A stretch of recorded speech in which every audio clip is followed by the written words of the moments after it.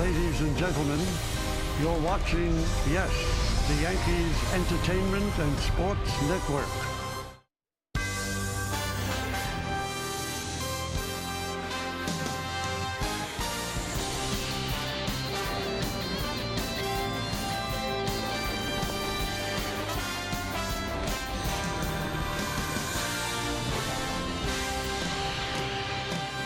That's a beautiful Friday evening here in New York City. It was beautiful before the game. About 3,000 area Little Leaguers were out on the field of their dreams. The future of baseball, taking it all in. Pretty cool stuff. And it is time for baseball as the Yes Network presents New York Yankees baseball. Tonight, it's the New York Yankees against the Baltimore Orioles in the first game of a three-game set from Yankee Stadium in the Bronx.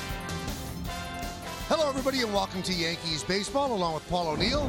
I'm Michael Kay. So the Yankees just took 2 out of 3 from the Red Sox last night. They got a great pitching performance from Michael Pineda, and they won the game by a score of 9-1. Right in the middle of it was the home run bat of Gary Sanchez. Well, everybody's been kind of waiting and anticipating when he gets hot. Well, he got hot last night. Boom, 3-run. Put the Yankees way ahead, and then on his next at-bat, a 2-run shot to right center field. So Gary Sanchez, a guy we saw last year, can carry this team offensively. Great night for him.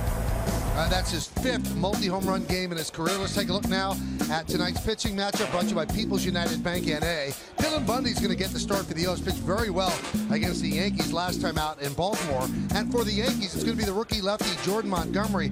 And Paul, very good start against the Blue Jays in Toronto. Yeah, and it was kind of a bounce-back start because he did not pitch well against the Orioles. But you watch what he did. He found his breaking ball. He used it in Toronto. 6 shutout innings, way ahead of schedule for a rookie pitcher. The Yankees are absolutely pleased with where he is with a 3.67 ERA. Yeah, he's done the job, and in fact, all of the Yankee starters, except for the struggling Masahiro Tanaka, have done the job. Tonight's Cold Hard Facts are brought to you by Clean, Crisp, Coors Light. Take a look at this. The Yankees are the only team in Major League Baseball with 4 starters with an ERA under 3.75. That's a minimum of 50 innings pitched. Severino's under 3, Pineda 3.39, Sabathia at 3.66, and tonight's starters, Paul mentioned, Jordan Montgomery 3.67. So the only one they really have to straighten out is Masahiro Tanaka. There's some news on the Yankees' titular ace. When we get back, Meredith Marakovitz will have more right here on Yes.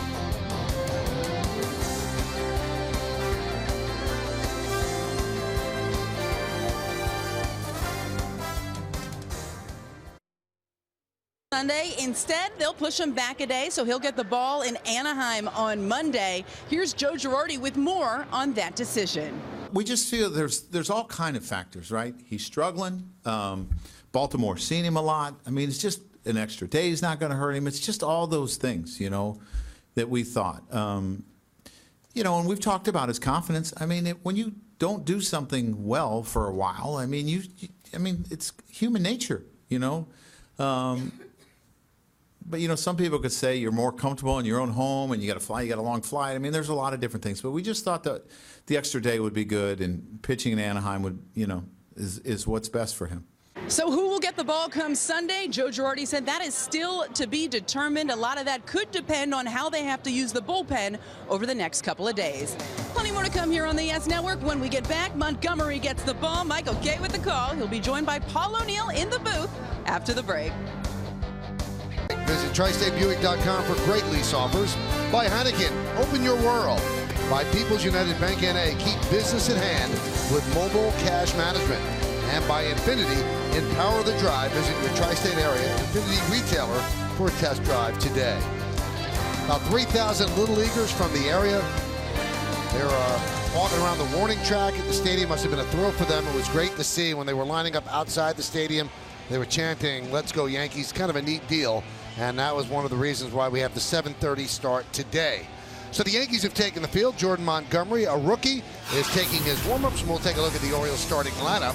Left fielder Joey Rickard leads off. Trey Mancini, the DH, bats second. Hitting third, the center fielder Adam Jones. In 7 games against the Yankees this year, 13 for 31, that's .419, with 7 runs batted in. Mark Trumbo's in right field cleaning up. The number 5 hitter, first baseman Chris Davis. Jonathan Scope, the second baseman, bats 6th. Batting 7th, playing shortstop J.J. Hardy. Caleb Joseph will catch, he'll bat 8th. and Ruben Tejada. Yankees actually sold him to the Orioles short time ago. He'll be at third base and he'll bat ninth. The former Matt filling in for the injured Manny Machado has a wrist problem, but he is not on the DL. Here's Jordan Montgomery, the youngster, having a good rookie season. 3-4 in 10 starts, 3.67 ERA. Let's check out the pitcher scouting report brought to you by your Tri-Honda dealers. Well, he's coming off a gem last time out. His first career scoreless start in a 7-0 win against Toronto, and that was a bounce-back start because before that, didn't pitch too well against Baltimore in a loss. Only went 4 1/3 innings in Camden Yards. Lucky charm, well, he's 2-0 with Austin Romine catching. So Romine behind the dish tonight. See if that continues. Rickard's ready. Montgomery is ready. And let's do it here at the stadium. First pitch is a strike, and we're underway. Hunter Wendelstedt is the home plate umpire. Andy Fletcher at first, Alan Porter at second, and the veteran Joe West is over at third. The 0-1. Wave through that one, 0-2. That what you saw in the pregame in Toronto was a really good breaking ball from Montgomery. If he continues that.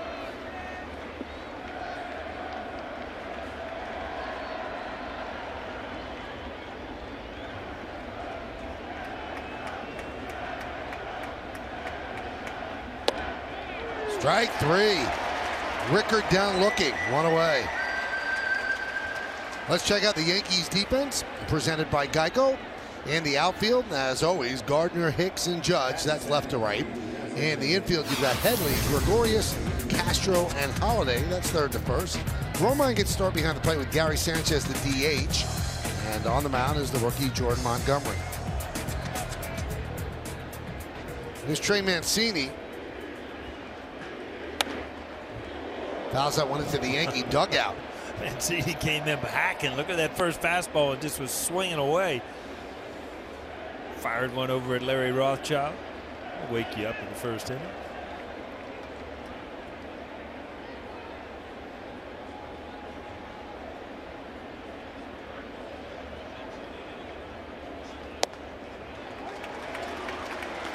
In early, good command of that breaking ball.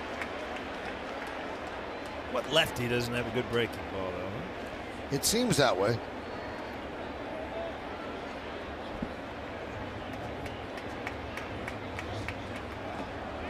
Did he go? No, he did not.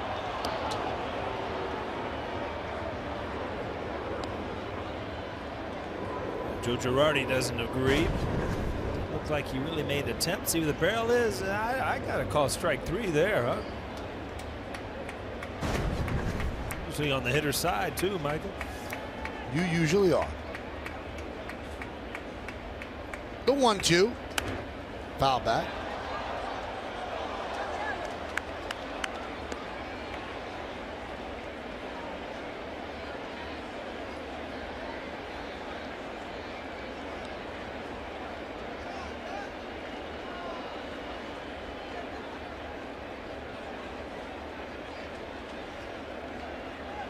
Montgomery works quickly, the 1-2, in the dirt, 2-2.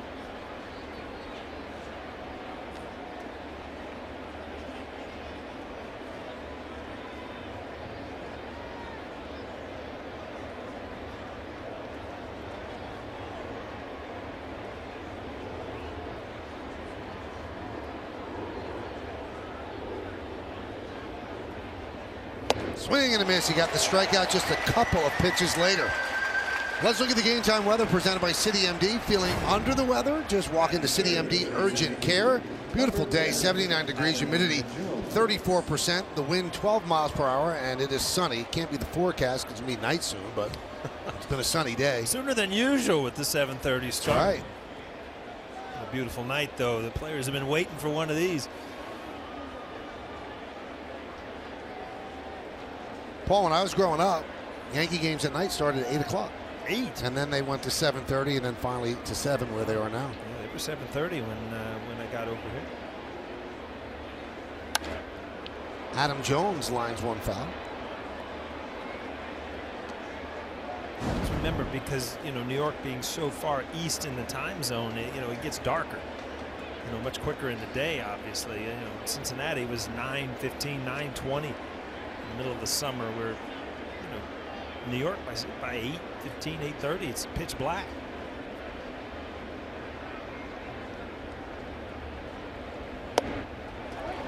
Oh, 0-2. Yeah, good breaking ball and good changeup. Strikeout Mancini before this. So right now, just coming off a great start, so he still has the feel for those pitches. And the 0-2 pitch. Lined into center field, a base hit for Adam Jones. Adam Jones is a really good all-around player. Tried to sneak a fastball in after he's thrown a lot of breaking balls. Didn't quite get inside, and Adam Jones just pulled that hands in and hammered it up the middle. So Romine, pretty good pitch. Just kind of overthink things. Try to sneak a fastball in on a good fastball hitter.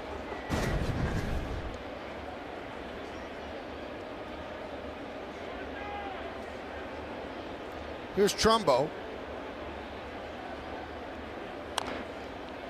Slow roller, first base, and it kicks foul.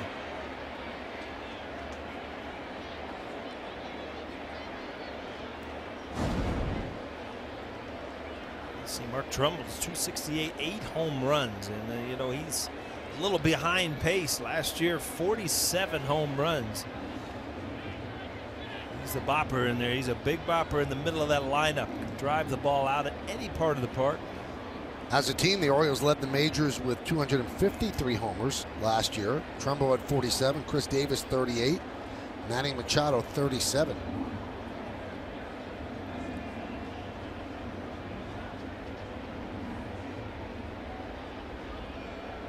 The 0-2. Oh, the 0-1 now it's 0-2. All 4 batters have started off 0-2 against Montgomery. Well, Mark Trumbo's had success against the Yankees. Highest career OPS, on-base percentage plus slugging against the Yankees. Cabrera's first, Napoli second, then Trumbo, Steve Pearce, and Curtis Granderson. You have to have at least 150 plate appearances.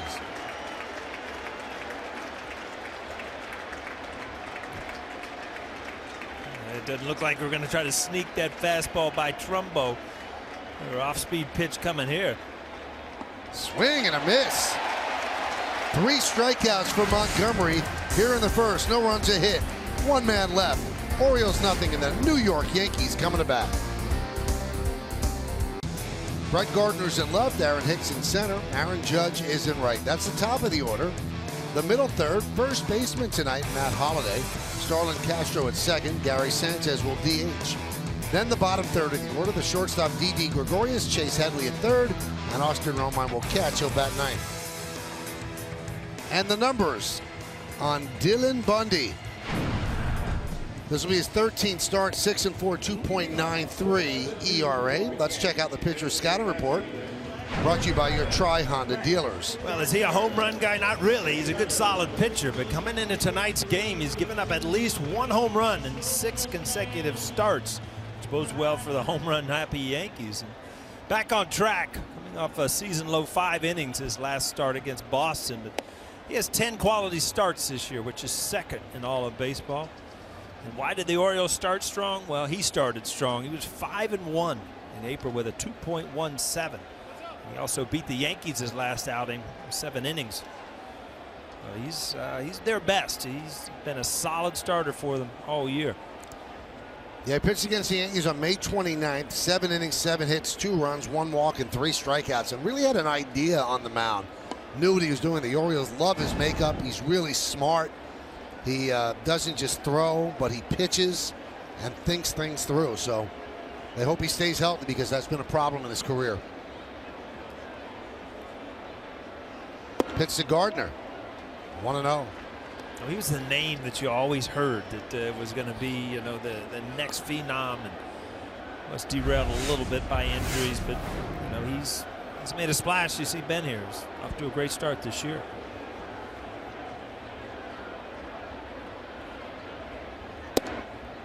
Well, how about this for stick-to-itiveness? He had to have Tommy John surgery. So the 2012 season was the last time he pitched in the big leagues. He was a rookie. So after having Tommy John surgery and then subsequent problems, had shoulder issues but no surgery, the Tommy John was the only time he got cut. Paul, he went 1,292 days between throwing a pitch in the big leagues. Imagine that. That's a lot of rehab and a lot of mental strength to just say, you know what, I'm going to get back there. But boy, I tell you what, there were times, I'm sure, during that period that it's unbelievably frustrating when you know you can do it when you're healthy.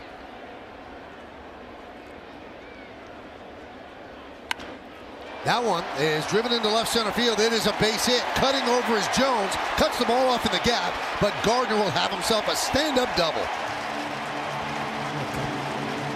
A couple days ago against Boston, you saw Brett Gardner really kind of level out his swing, and he's had some great swings lately. The ball tailing away.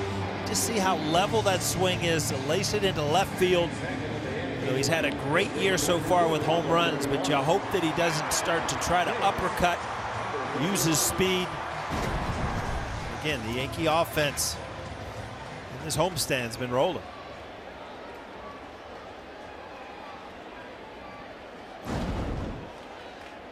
Here's Aaron Hicks. He was 3 for 12 against the Red Sox. Yankees took 2 out of 3 from Boston.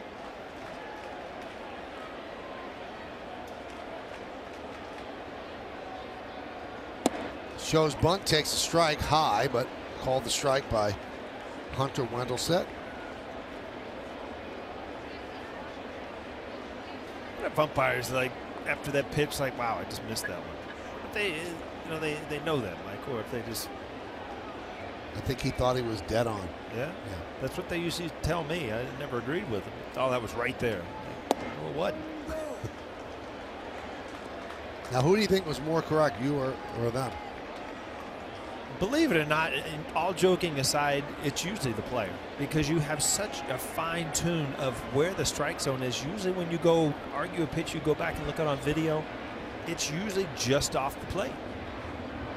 1-1. 1-2. Coming into the park today, I was listening to you, and you were talking about the strike zone, and you know, Don was saying how, you know, you got to cover the ball a little bit off the plate. Well, no, you don't. The plate's there for a reason, right. And you're so tuned in. Obviously, major league hitters can see the strike zone better than the average person. So, you know, if there's a plate there, you're supposed to hit what's over the plate, not balls 2-3 balls off. Well, the widest that a plate should be at 17 inches in width, and then a ball is about 2 inches.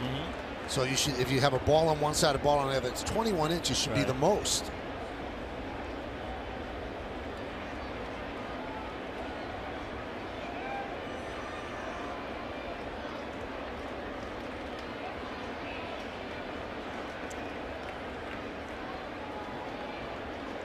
Two. Swing and a miss, Hicks. Yeah, good change up there. Let's take a look at the Orioles defense presented by Geico. You've got Rickard in left, Jones in center, and Trumbo over right. Jones is the defender in that group. In the infield, Tejada at third, Hardy at short, Scope at second, and Davis at first. Davis can play some first base. Caleb Joseph behind the plate. Dylan Bundy's on the mound, and he's about to face Aaron Judge, who had 3 hits last night, 3 singles. He's had a season already against Baltimore in the early games. You just see if Baltimore has opened a new book and went right after him. Strike 1. He hit a ball up the middle against David Price, his first single yesterday. That was the hardest hit ball in terms of exit velocity that anyone's had all year in Major League Baseball. I believe it. 119 plus. Swing and a miss, which brings us to the Volkswagen League leaders, and it's about exit velocity. And as you can see, Judge has the top 3. Last night, 119.8. Then on April 28th, 119.4. And on May 5th, 119 even. It's a matter of time where he might be the top 5 of 5 there as the year progresses. Bundy missed there, and he hung a slider up in the strike zone. Wow. Ball's supposed to be off the plate. You see it just kind of spins out right over the middle.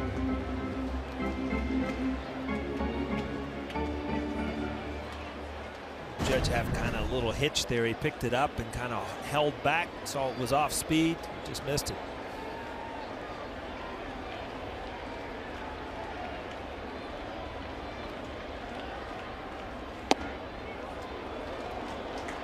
One and two.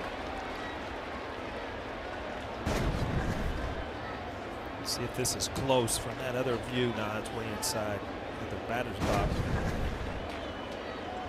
But again, it looks like Bundy wants to get him out of the way, but you've got to show Judge at times. You got to show him inside. Again, this is supposed to be up and in. Boston had some success in the last series with throwing Aaron Judge, high enough to get out of the strike zone, but you know what? That's not a normal pitch for most pitchers right now. I mean, a high pitch to most people is borderline strike to Judge. Yeah, that's still a strike.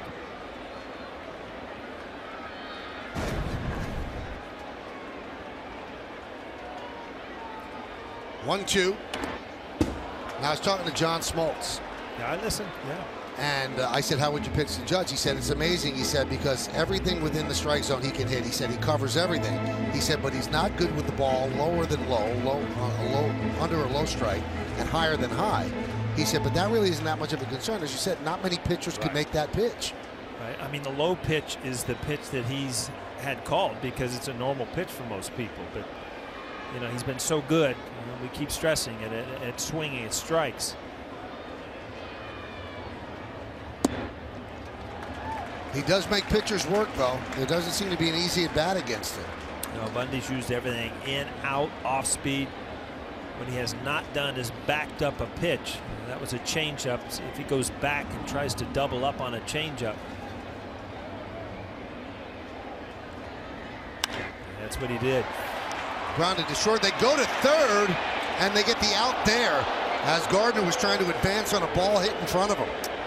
Well, kind of a gamble for Hardy, but boy, I tell you what, if it's a big out, puts him off of third base. He's out. Close, but he's out.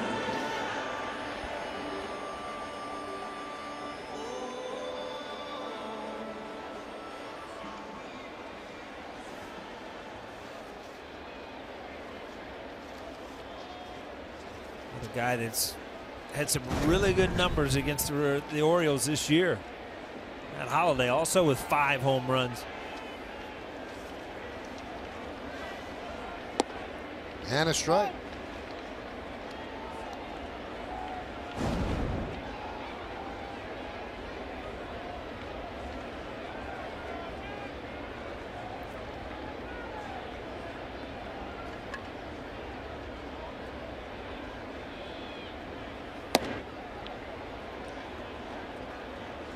One and one on Holliday.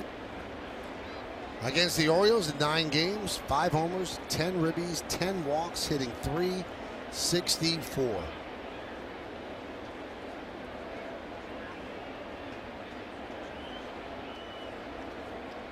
It's amazing you had those ups and downs against, you know, some teams, and there's no rhyme or reason for it. You just go through hot streaks. It just so happens, obviously, Camden Yard's a great ballpark to hit in. But those numbers right there, making his year right now. Bundy's featured that changeup a lot in this first inning. And a good one. It's actually a slider. Big leg kick just out front.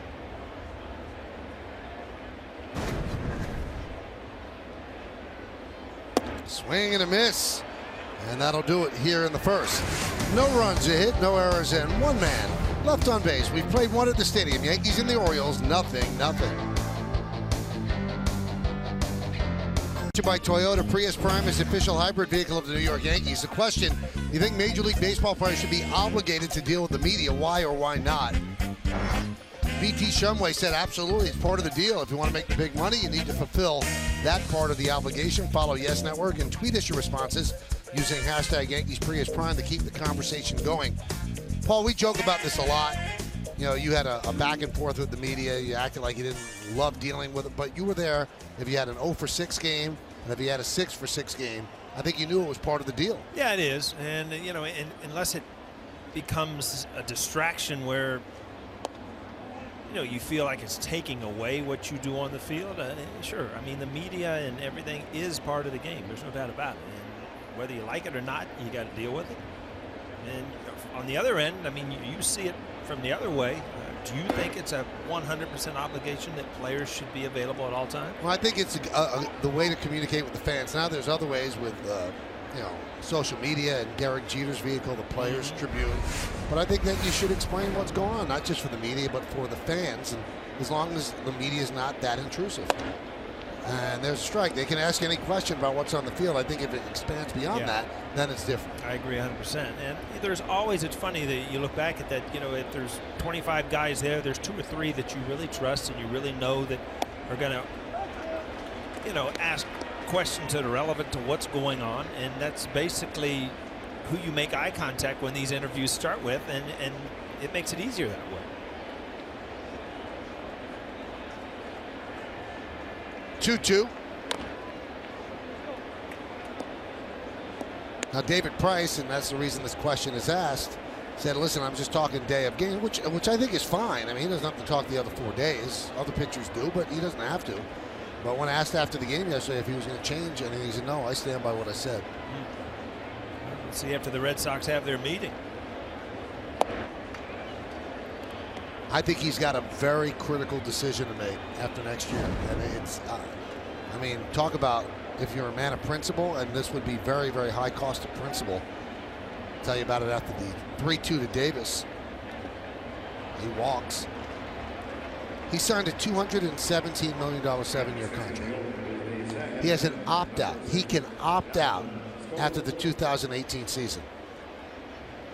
If he dislikes Boston that much, is he going to opt out and leave money on the table that I don't think now at his point in his career he's getting $30 million a year, Paul? I don't either. I don't think, especially, you know, after another year after what he's been through in you know, in an injury. Right. You start getting injured, you know, there's an asterisk by your name as a pitcher. Here's Jonathan Schoop, runner at first, here in the second.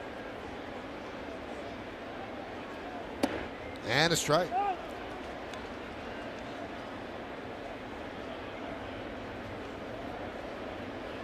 Schoop slowly moving his way up in the lineup. They've got such good hitters, it's hard to get him hitting 3rd or 4th, but this guy can really rake.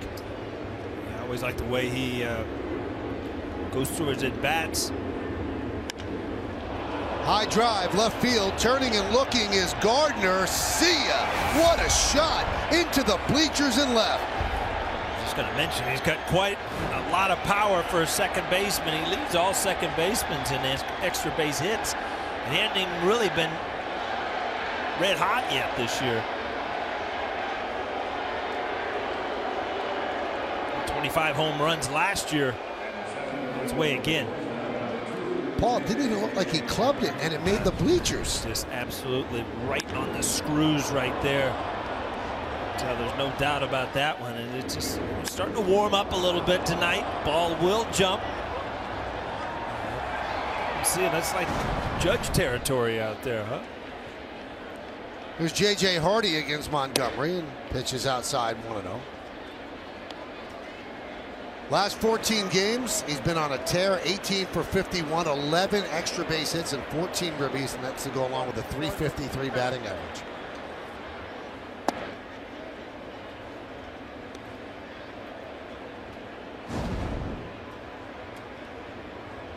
That really quieted the crowd. Wow.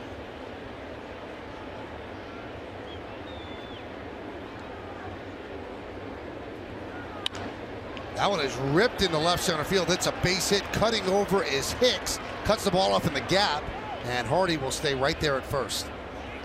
It's respect of Aaron Hicks' arm right there. He's Hardy not moving like he used to, but a big turn at first. But Aaron Hicks, strong arm. I'm going to consider that as a base runner. Another ball just up in the strike zone, hit hard.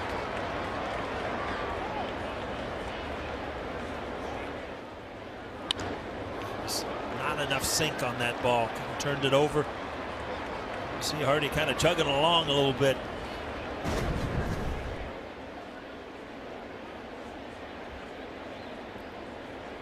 So a walk, a long 2-run home run, and a single. Here's Caleb Joseph.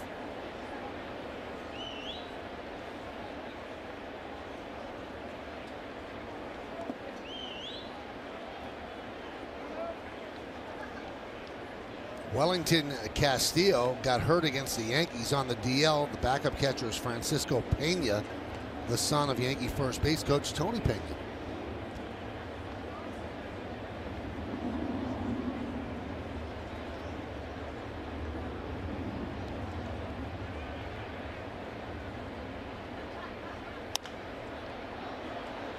Popped up, shallow right, backing up Castro, coming in Judge, and Judge makes the play. You see Castro, when you hear Judge say, "I got it, boy," all right, you got it. I'm getting out of the way. Good job by Judge, though. I mean, as an outfielder, you take control. Much easier play coming in than going back.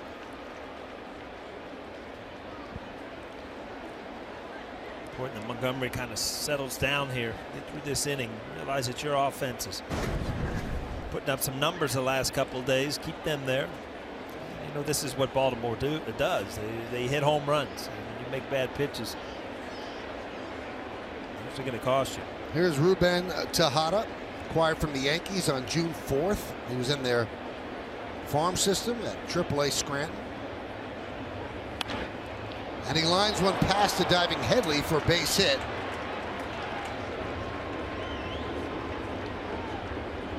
So first and second, one man out. With Rickard coming up, it's time for the Orioles team scouting report presented by Jeep. Well, where's Manny? Manny's hurt. He's probably out for the weekend with a wrist injury, and he's a phenomenal player, no doubt about it. Kind of a break for the Yankees. Hot April, cold since. They were 15-8 in April, 16-19 since, and their bullpen injuries. I mean, it's Zach Britton. Everybody knows how good he is, and O'Day went on the disabled list today. Both of them. That's a big part of their bullpen.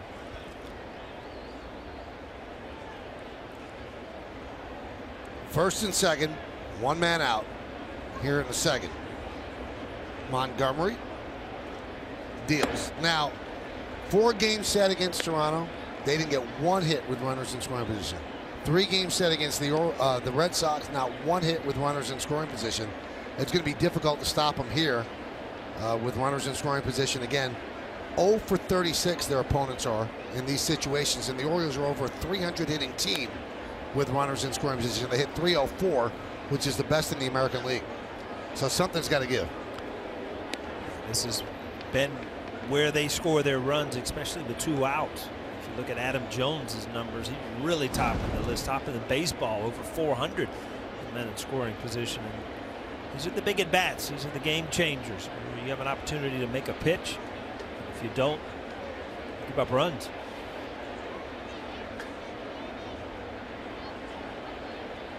There's a strike, 1 and 2. See, all of a sudden this inning, unlike the first inning where everything was down and good movement down with the changeup and the curveball, everything's been up in the strike zone. So Scope's ball kind of hung out there. Every ball that's been hit has been up in the strike zone.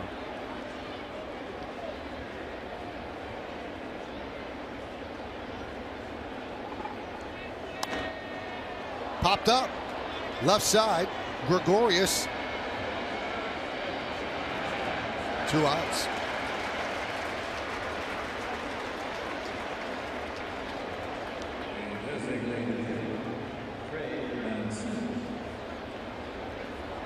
So 2-away, and that's going to bring up Trey Mancini, who struck out in the first inning. Well, if you're Romine, you got to remember his first at bat, first pitch right out of his hand, fastball. He was wailing right from the on-deck circle. Sometimes you want to change those things up against young hitters that are looking for fastball first pitch.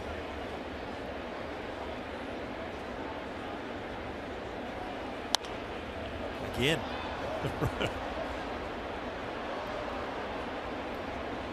Paul mentioned Machado is injured, and McCutcheon sliding in for the Pirates. And did he come off? And he slid right into his wrist. Ooh.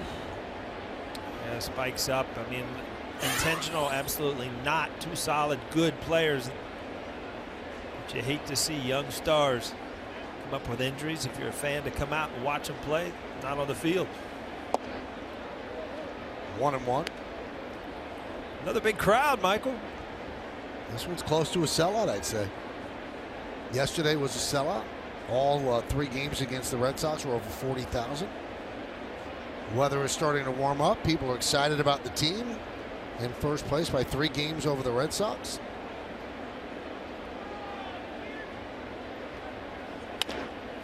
Grounded to short. And they'll go to third to get the 4. So now it's 0 for 38 with runners in scoring position. But they scored 2 runs, but it wasn't with a runner in scoring position.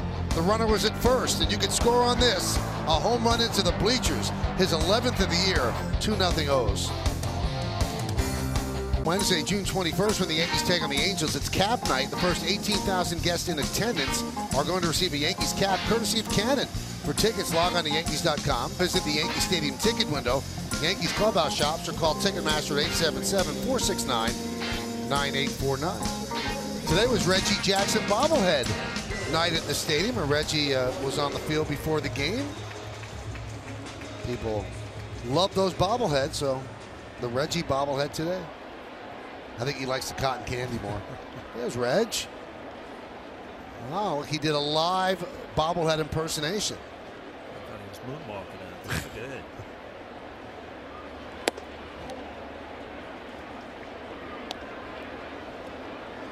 Count 1-0 on Castro. Castro, Sanchez, and Gregorius against Dylan Bundy, who has a 2-0 lead thanks to the 2-run home run by Jonathan Scope. How about this ball? Jonathan Scope home run. You want to guess the distance? 448. Close. 454. That was my second guess. High fly ball, right field and deep. Going back, Trumbo. Track. Wall. See ya. Home run, Castro.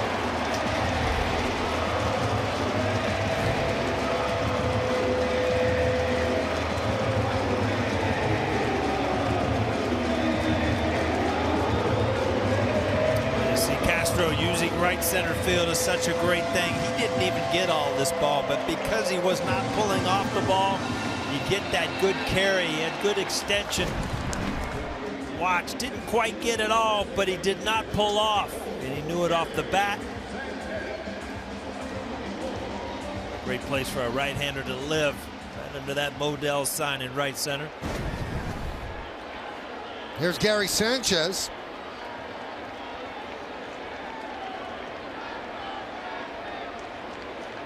Had a multi-home run game yesterday. Blasted 2 against the Red Sox. And the previous Thursday, he had 2 home runs in Toronto against the Blue Jays. Well, Castro has really been the mark of consistency this year at the plate, huh? And outstanding. Hitting .322. That was his 10th home run. That's 34 runs batted in. Scope and Cano are tied with 11 home runs for second baseman. And then Daniel Murphy and Castro are next with 10. That one is rocketed to center field. Jones back. It's going to be over his head. One hop off the wall. Sanchez is going for 2. He's in there. I tell you what, Sanchez was motoring going around first base, and this is a line drive that most center fielders run down. This ball's just hit too hard. Gary Sanchez all of a sudden is on everything, and watch this as a catcher. Motoring.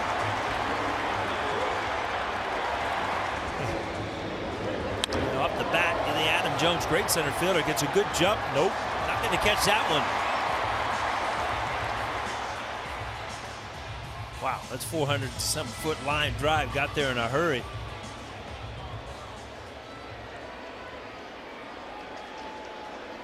Here's Gregorius.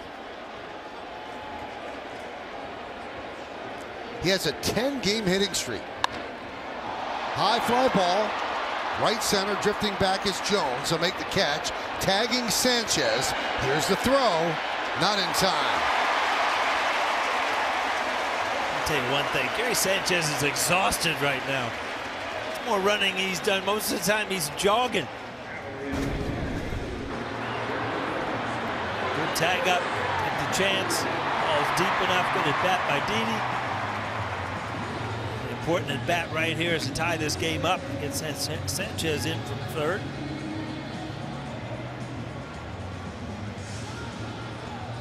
Stays in touch with the bag. That's with the replays, it's a dangerous time for a runner because every once in a while you pop up and kind of lose contact with the base.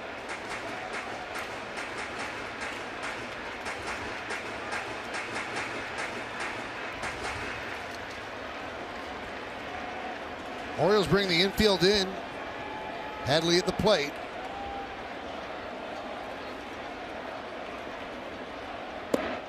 It seems like Headley's in this position almost every single night. It's going to find you. Oh, I tell you what, in your mind, you want these situations. And you get up there and you can't control your thoughts. Some good at bats last night. See if you can continue. 3 for 10 against the Red Sox in that series. Has a modest 2-game hitting streak. It's very modest. Very. At this point of our lives, we take it though, Mike.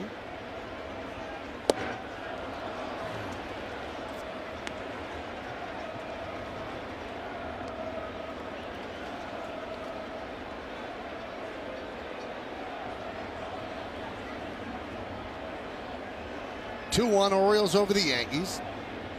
Yankees have a runner at third. 1 man out. 3-1, and on deck is Austin Romine. Bundy, 3 fastballs for a ball and 1 good changeup. So Chase Headley has to keep that in his mind, even though he's struggling a little bit. First base is open. High fly ball, right field. Going back, Trumbo on the track at the wall. He makes the play. Tagging and scoring easily is Sanchez. A long sac fly for Headley. We're tied at 2. Well, off the bat, you're thinking, all right, I got the job done. And then you come back and you're like, you know what? If I would have got just a little bit more, I would have put it in the seats. Like I said, when you're struggling, it's a changeup. He kind of turns over. Headley gets enough to get him in, but not enough to get it out of here.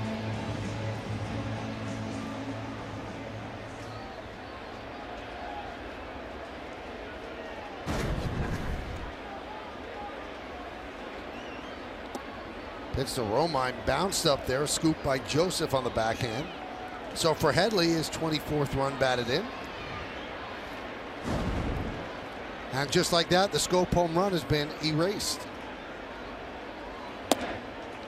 2-0.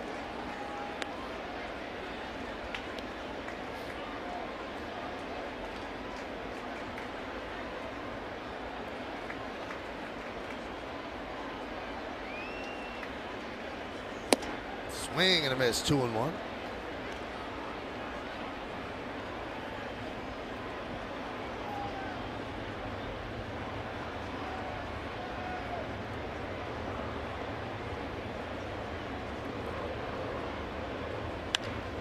Grounded up the middle, knocked down by Bundy. They'll get Romine, and that will do it. Well, the Yankees get 2 runs on 2 hits. The first run off the bat, Starlin Castro. He goes the other way. His 10th home run of the year.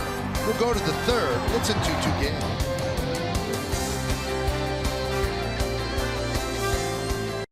He said he is hopeful that he will rejoin the Yankees as early as the Oakland series. Greg Bird continues his rehab process with the AAA team, and Jacoby Ellsbury still day-to-day with concussion-like symptoms. Joe Girardi unsure whether or not he'll make this road trip with the team. Thank you, Meredith. And we go to the top of the 3rd. It's a 2-2 game. All the runs in the 2nd inning, 2 for the O's and 2 for the Yanks. Adam Jones will lead off against Jordan Montgomery. His team picked him up after the Scope 2-run home run. It's his high, 1-0. These two teams have played 9 times already, and the Orioles lead the series 5-4. And a strike to Jones. If you look back the past 3, 4, 5 years, the Orioles have a better winning percentage than any team against the Yankees. They play well.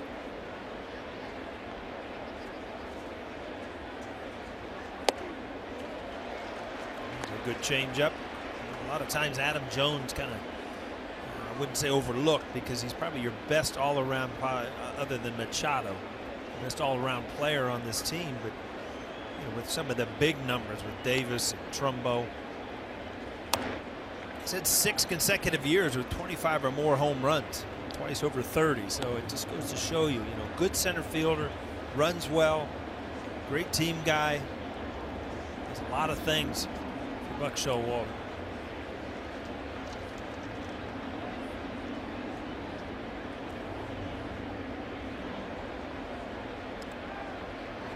Swing and a miss. Jones down on strikes. So the difference when Montgomery is down in the strike zone ahead of the count, the breaking ball that ends up outside the strike zone, and it just, that second inning you saw him miss up in the strike zone, and he just does not have that type of stuff. I'd like to see him bounce back, and it's just another kind of learning experience. Give up a couple and boom, I'm right back in it if I can shut him down, and which he did. He fought out of that inning, didn't give up any more runs. Trumbo fouls it off 0-1. He struck out in the first inning.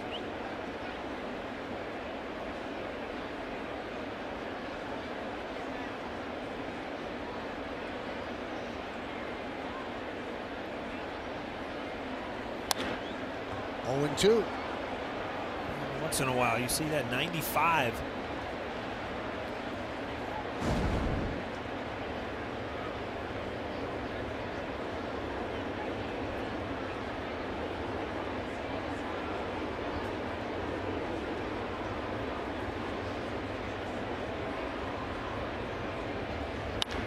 Hit sharply to short. Gregorius.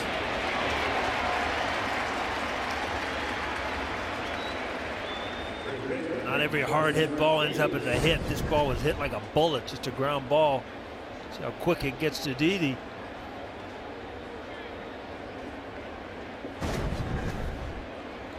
Boy, when you watch it on TV, it's different. This is not an easy game. You know what, Michael? Even at this point now, when I go down and watch batting practice and stuff, you just forget how fast things happen down there.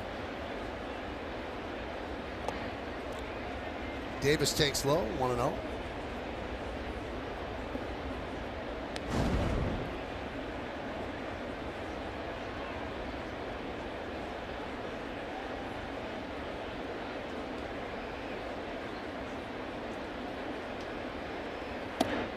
There's a strike. A walk of Davis in the second inning led to the 2-run home run by Scope. He had him 3-2 and then bounced the ball. Skied the other way and out of play. You know what you get with Davis. I mean, he's a true prolific power hitter. 53 home runs in 2013, 38 last year, but he does strike out consecutive years over 200. It's if you're Montgomery, you have to realize that if you make good pitches, you can get him out. You just can't make mistakes, and that walk ended up costing him. Grounded to first. Holiday takes it himself. And a nice bounce back inning for Montgomery as he retires Baltimore in order. 1-2-3. We'll go to the bottom of the third. It's a 2-2 game right here on Yes.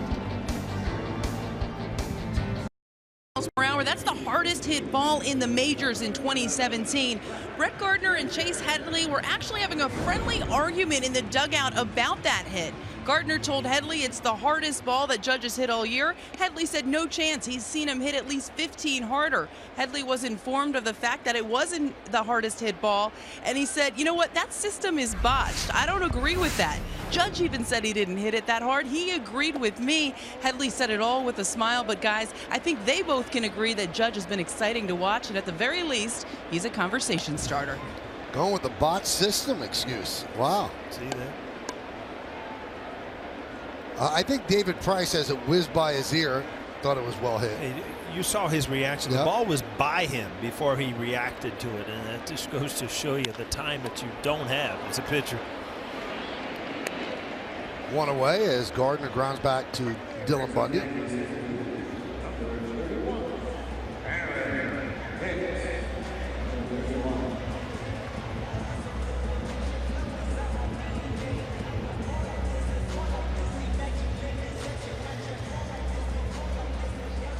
Bundy, in his senior year of high school, in Owasso High School in Oklahoma, struck out 158 batters in 71 innings. Pretty good. That's not too bad. He had signed a letter of intent to go to the University of Texas, and then the Orioles chose him with the 4th pick of the draft in 2011. Gave him a $4 million signing bonus, and he didn't go to the University of Texas. That happens when you come out of high school. Your dream is to play in the major leagues. It just looks like an obstacle to go through school. You just dream about getting going. The problem is that when you're 18 and you're drafted, you forget you got to go to the minor leagues. That's kind of a detour, believe me. Well, he got to the big leagues at 19, and then, as we mentioned, the Tommy John surgery. He and I, though, a lot in common when we were, working out in high school. Fastball stuff? No. When he was a youngster, he used to flip like tractor tires. He would put 75-pound sandbags over his shoulder. He would dig 6-foot holes and then put the dirt back. And what in common is that with you? I did all this stuff. Are you going to put a bow on this? He would put wheelbarrows full of dirt on his 15-acre farm of his dad, and all he did was he didn't eat hamburgers, no junk food, barley and broccoli shakes. We're almost twins. I was just going to say, you didn't say one thing that it reminded me of you. Slide ball, deep left, Rickard back, and on the track he'll make the play to retire Hicks. Wow. That's quite an upbringing right there, huh? Wow. That's being bred to be a ball player, I guess. And even now, he's like kind of a health freak. He eats fatty foods once every other Sunday. No pizza, no burgers, nothing like that. You got to have your cheat days. I agree with it. Well, once every 2 weeks. I have my cheat weeks when I come to New York. Here's Judge. So you didn't see the similarities at all? I was waiting for something to pop out there, and there's got to be more to that list.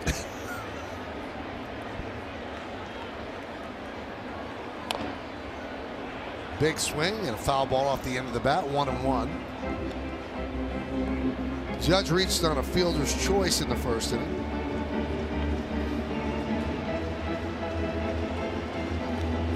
You can see where he gets his strength to drive, and it's his legs. He's thick, strong. Wow. He challenged him, and he challenged him upstairs, which we were talking about.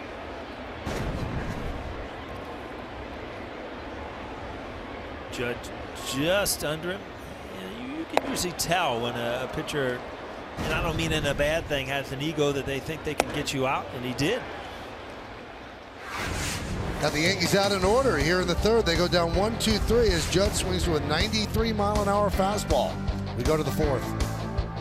Destinations from New York City to get you where you're going. Delta, keep climbing.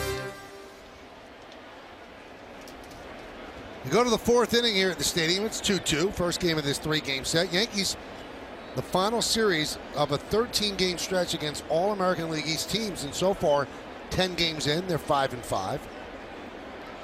And here's Jonathan Scope on the Audi scoreboard. It's 2-2, and Scope is the reason for the 2 for the O's. Hit a 454-foot home run into the bleachers in left center. A 2-run shot in the second inning.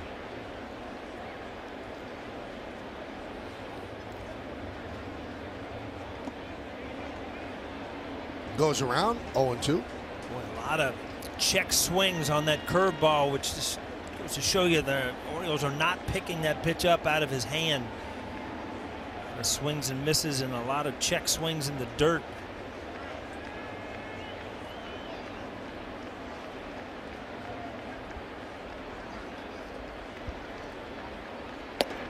Strike 3. Scope down looking.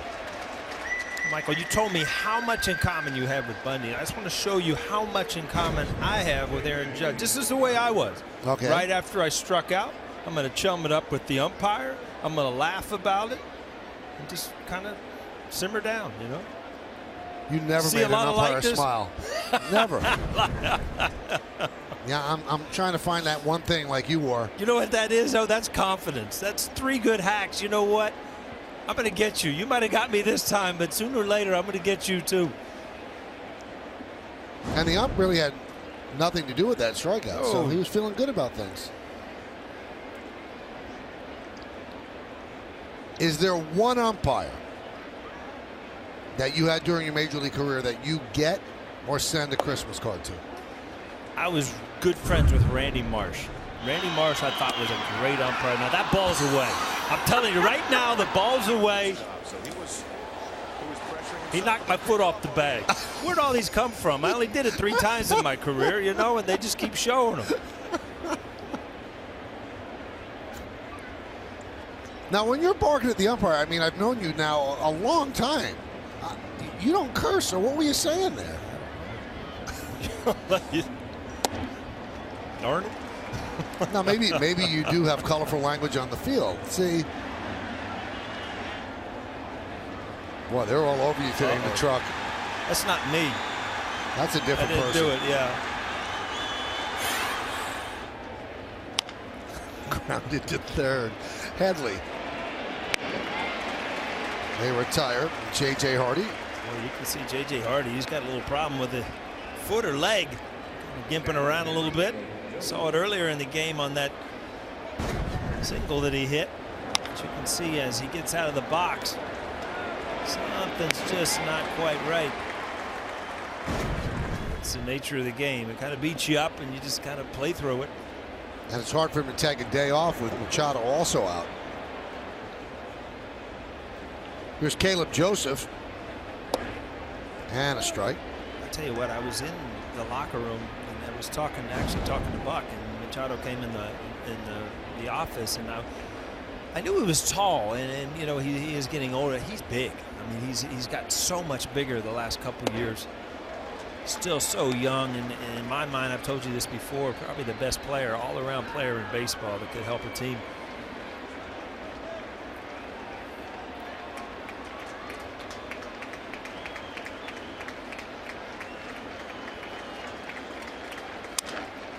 Soft ground ball is short. Charging Gregorius gets Joseph.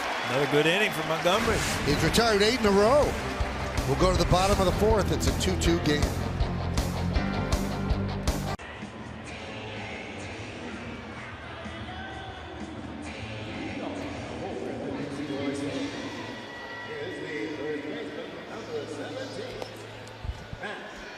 Vote today.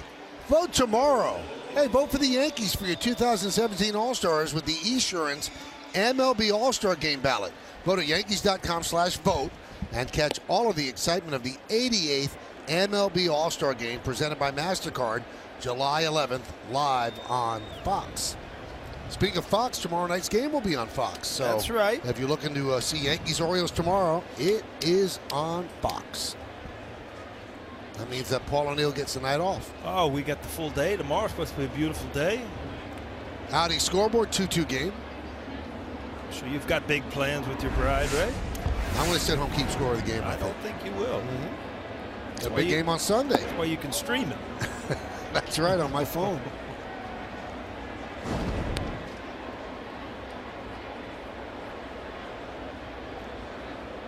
Holiday struck out in the first inning.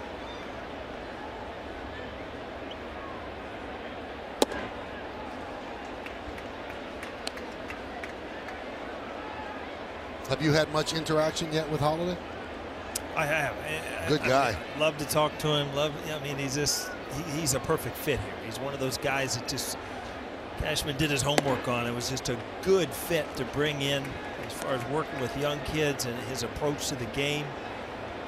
I mean, you can't see on his face if he's playing well or not playing well. He's just a gritty guy that just puts together good at bats every night. 3-1.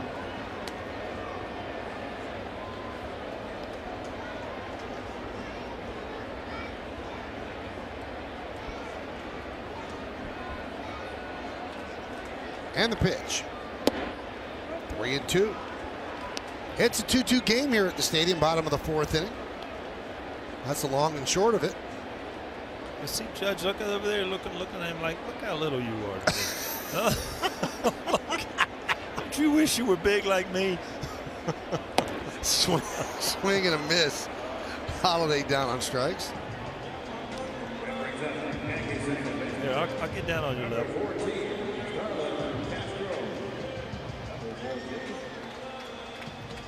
And hanging on every word, though.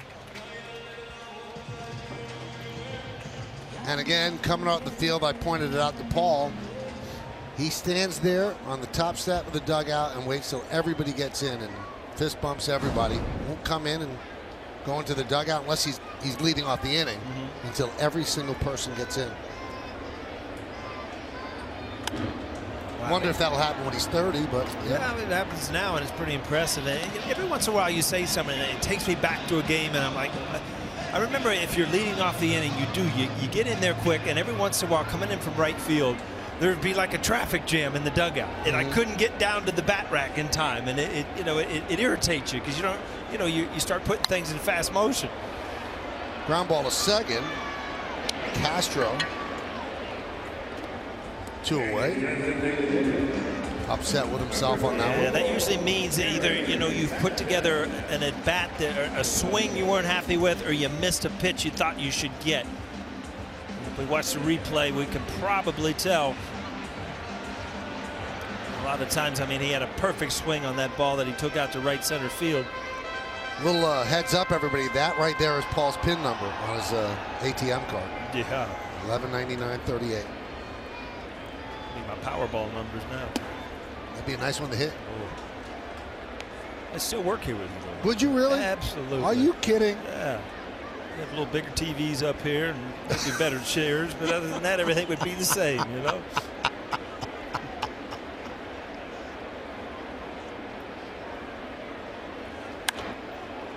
Sanchez fouls it away.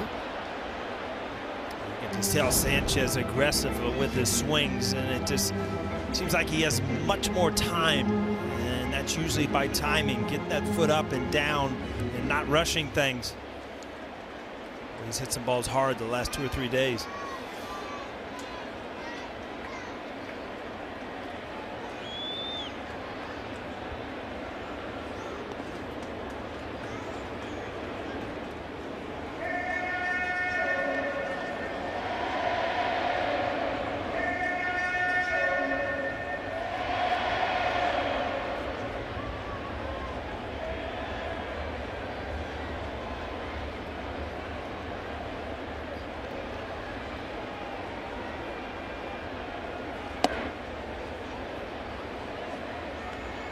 Two good takes there. You can't get to the point where I had taken a couple good sliders. Now I'm looking fastball. Bundy has used that changeup and that slider a lot.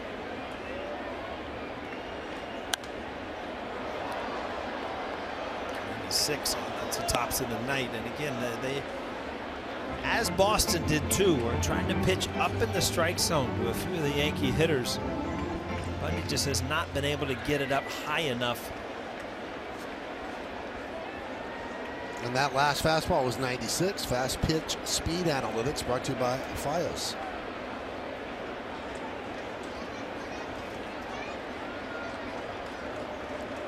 Two-two. I didn't know we'd have any analytics in here tonight. Cody's gone. A lot of that stuff goes out the window when Cody goes out of the booth, you know. He does like his analytics.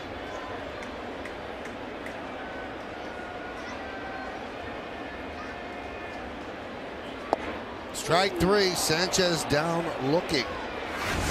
So Bundy has retired 9 in a row. Both pitchers locked in as we go to the fifth. It's 2-2 on Yes.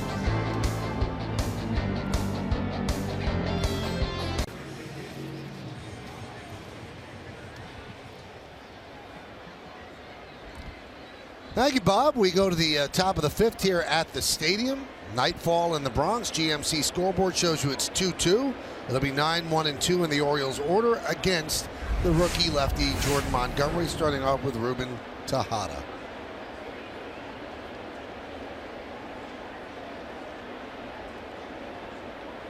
Tejada went to spring training with the Yankees and then started the season with AAA Scranton Wilkes-Barre, and actually did all right. 269. He had 6 home runs, 22 runs, 21 ribbies in 37 games. No room for him up here. So the Yankees traded him to the Orioles, who had a need.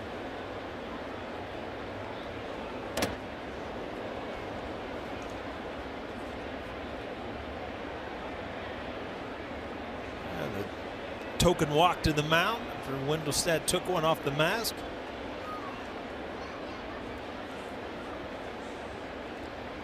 Tejada's always going to be a big part of baseball history. You'll see how this got Wendelstedt right under the mask, because he was the Met who got slid into aggressively by Chase Utley, and that kind of changed the rules at second base going in, where you could slide and how much of the base you have to get a hold of and how you have to stop right at the base. It's really changed the way second basemen can play. Grounded to third and right past the diving Headley, and that'll go into the corner. Playing it out there is Gardner, and Tejada's 2 for 2, a single, now a double. Now we go back to Bob Lorenz in the studio.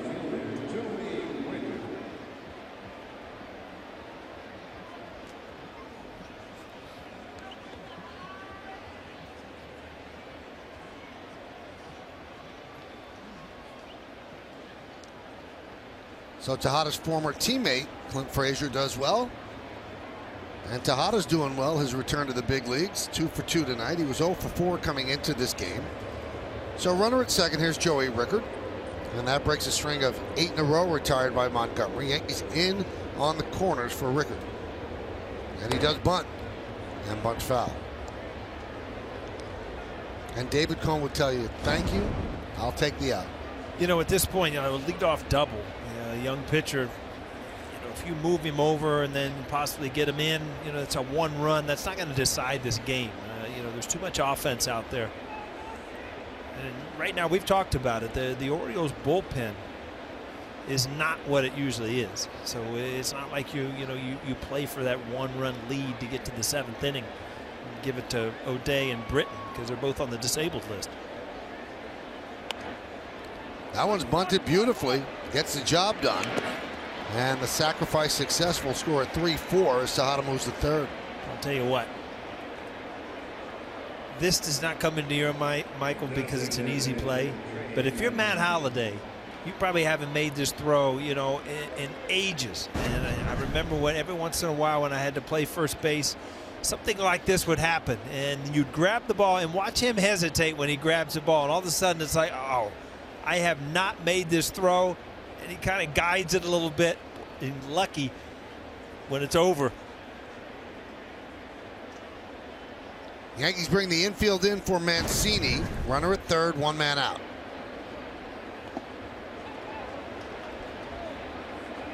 Oh, 0-1. Mancini is up there slashing. Yeah, he's 3 at bats. First pitch swings 3 times, which is the first time that Romine took something off of it. Off-speed pitch called.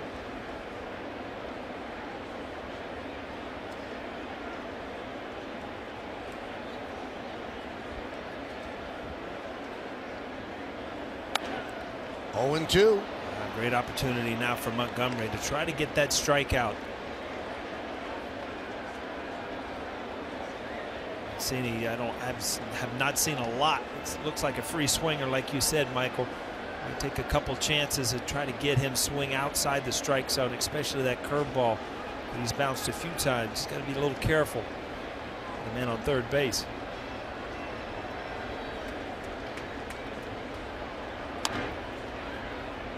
Grounded foul.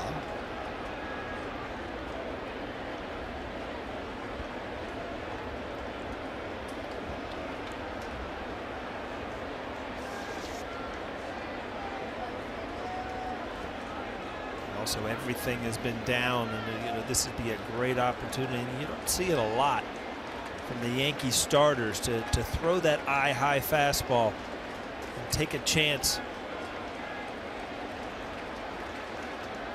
The 0-2 just missed inside.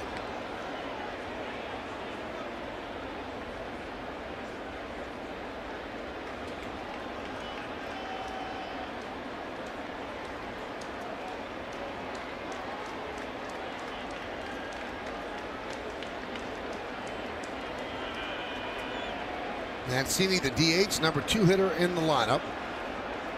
Montgomery deals. Line drive, caught by Gregorius, 2-away. Huge break for the Yankees. Ball is tongue that just hit right at Didi. It's like it caught it right in the palm of your hand. You don't get it on the pocket when it hits that hard. You see him kind of shaking that hand, just kind of a hanging breaking ball. See, he did everything he possibly could. So the ball has so much hook on it that it kind of comes in, stings that hand.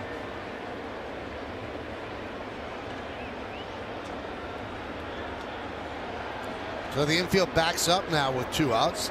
And here's Adam Jones, who's 1 for 2, singled and struck out.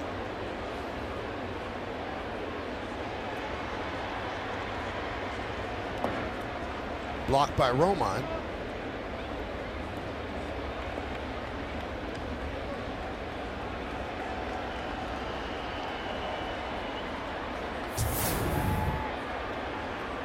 Again, David Cone was in the booth the last 3 days, and you can tell in situations like this, you know, you were going to beat him on his best pitch, or you know what, I'll take a chance at getting the next guy also.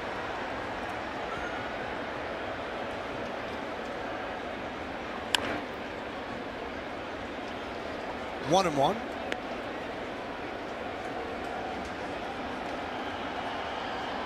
Amazing to me how different Montgomery's curveball is when it's down in the dirt. Sharp break, and sometimes when he gets it up in the strike zone, kind of hangs. It's so much sharper of a break lower in the strike zone.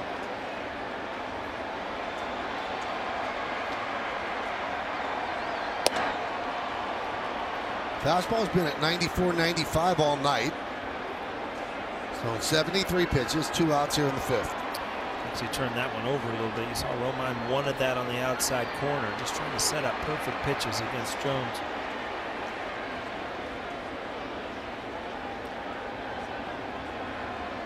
Two, 1. 2-2. See right there, though, the changeup at 87. Jones seems angry that he missed a pitch he could drive there. Kind of stalked around outside the box.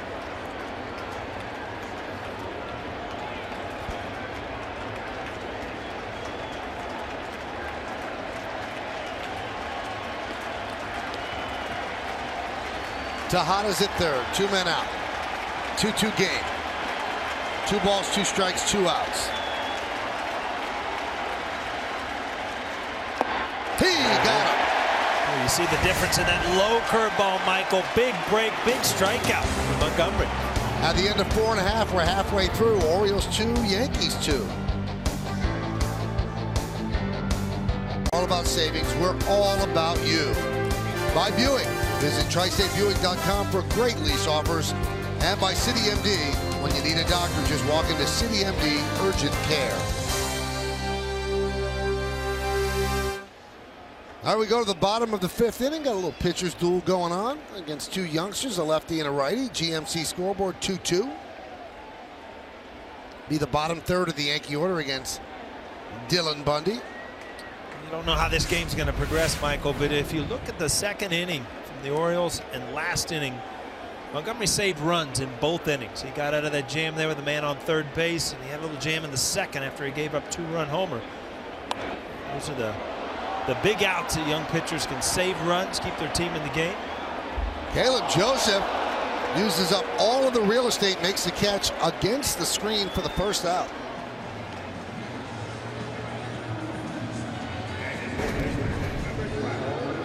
See it on Yesmo, brought to you by your Mercedes-Benz Tri-State dealer.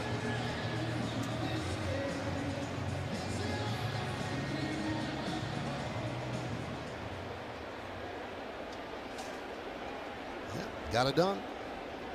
Would you love the fan reactions? Some of this stuff.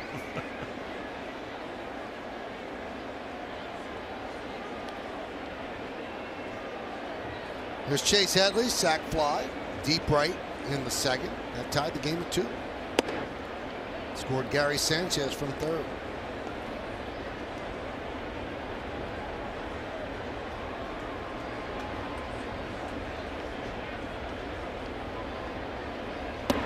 It's about the bunt with the shift on.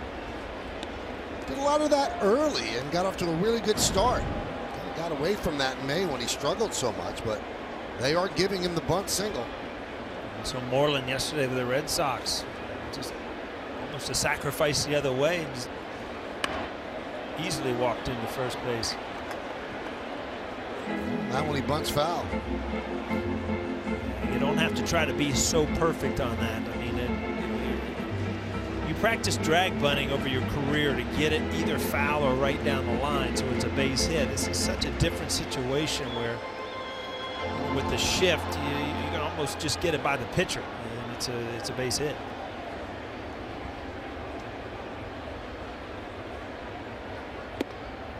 Three and one on Headley.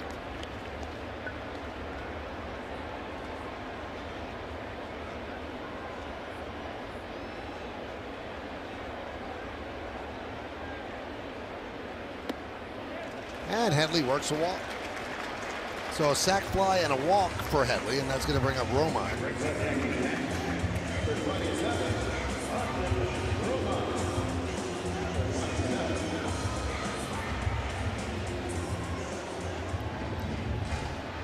Romine hit one back to Bundy in the second inning. That was the final out of that inning. Romine did such a good job when Sanchez was on the DL, but now the time more sporadic, and he's had a hard time keeping a swing. Starting about once every 5 games. See, Romine, you know, he is a free swinger also, and you know, he's going to get his hacks, but he's trying to stay in the strike zone. And he's dinged up. It's a tough job. I'm sure that affects the offense as well. Soft ground ball to second. Headley will get to second, and Romine's out at first. Headley really picked up the steam to get past Scope before Scope made the play. It's a decision you make as a runner. Can I get by him, or is he going to tag me? It's kind of a timing thing, because if he tags you, it's a double play. But good decision by Headley.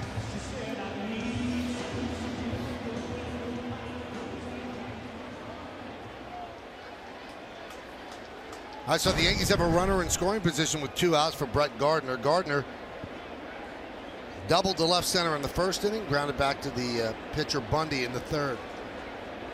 In the bottom of the 5th, 2-2 game. Goes off speed, high. 73-mile-an-hour breaking ball.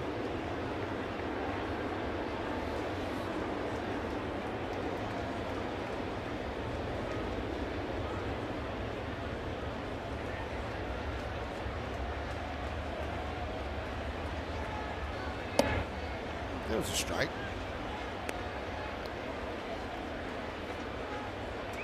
As you watch Bundy, and this is the 5th inning, obviously, he has no patterns whatsoever as far as sequences of pitching. You try to guess along with him. I mean, he's backing up sliders, and he'll throw fastball in a fastball count. He really keeps you guessing, which is the mark of a good, smart pitcher.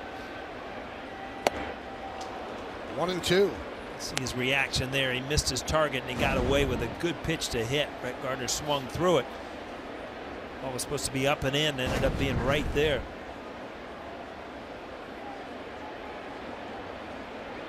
That's a pitch. Again, he looked away like, wow, got away with that one.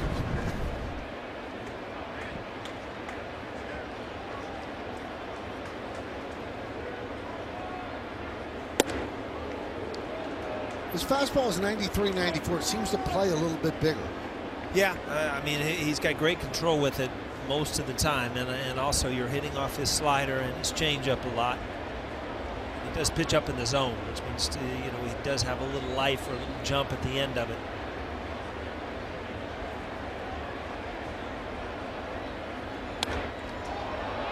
Popped up right side. Davis gives it a look, but it's in the seats.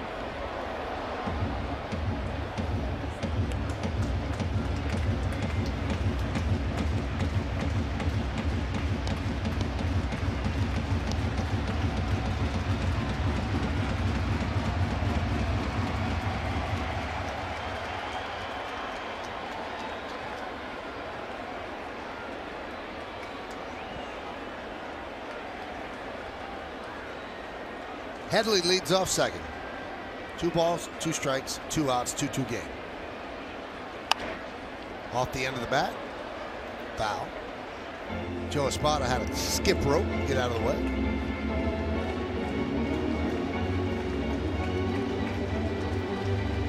And Caleb Joseph wants to talk things over with Dylan Bundy. Kind of a weird thing to that third base coach, because you know you want eye contact with the runner at second base to almost have your back turned to the hitter. Joel Sherman had a story that in the New York Post that he's had to deal with Aaron Judge and Giancarlo Stanton. And when there's a guy at second base, you have to be closer to home plate.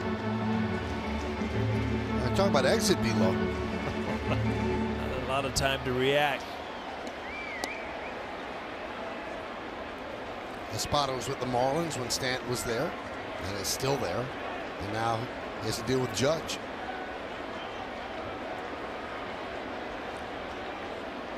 2-2. Inside 3-2.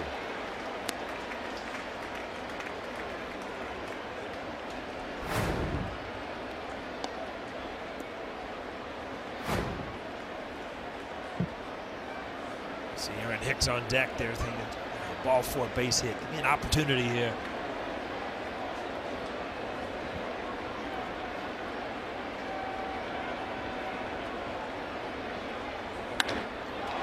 Fly ball, center field, drifting back. Adam Jones, he's there, and he'll put it away for the final out.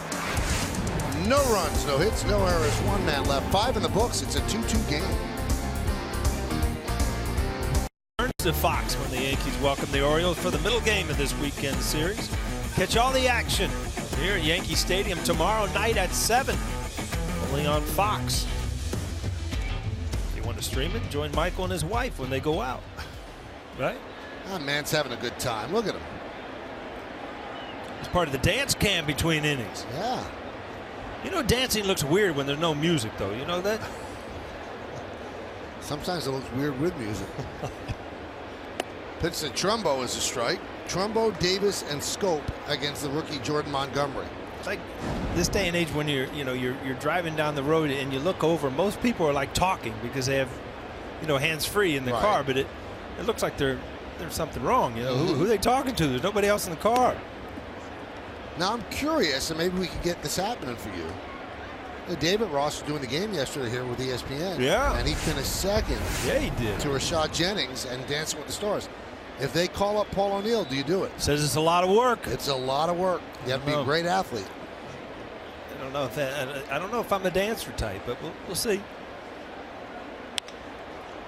Fly ball, center field.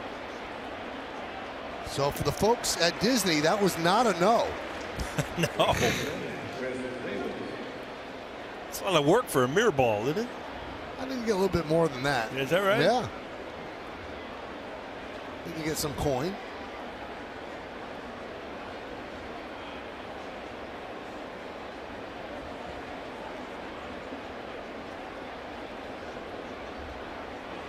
Here's Chris Davis, walked and scored and grounded to first.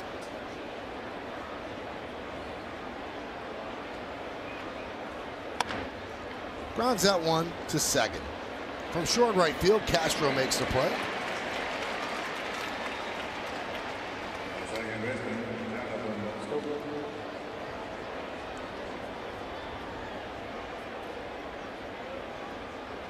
This is one of those games that looks like it's just going to come down to that one big hit or that one big home run. Both pitchers have done a good job to keep their teams in the fight. But on paper, Michael, if you get in the bullpens, the Yankees should win this game if it's still tied. Here's Scope, 2-run home run, struck out looking.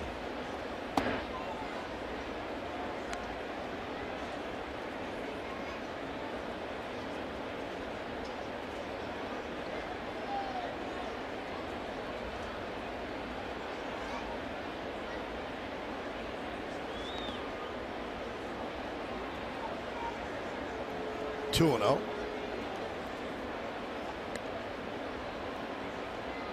Pitch number 81, 2 outs. He's done a good job getting out here. Easily get through the 7th.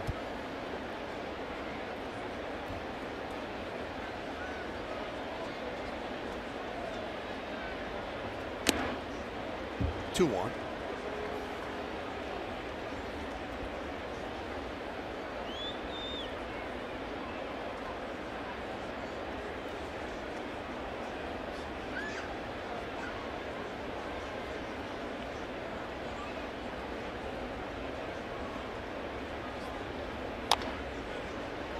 Two. Montgomery almost has like a changeup action on that fastball. You see he kind of reaches out and turns it over to the point where he gets it to fade away just a little bit to righties.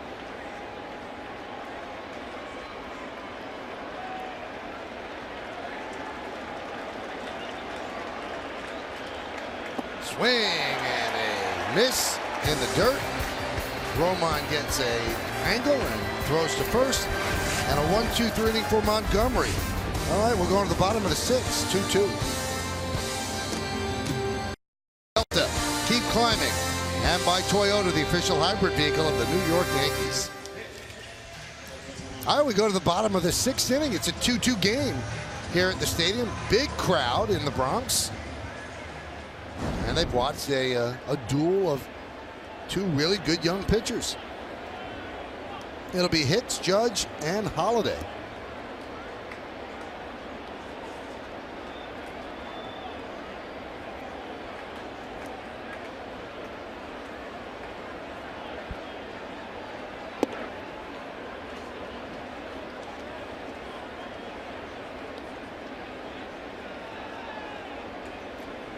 Orioles 5 hits, Yankees 3.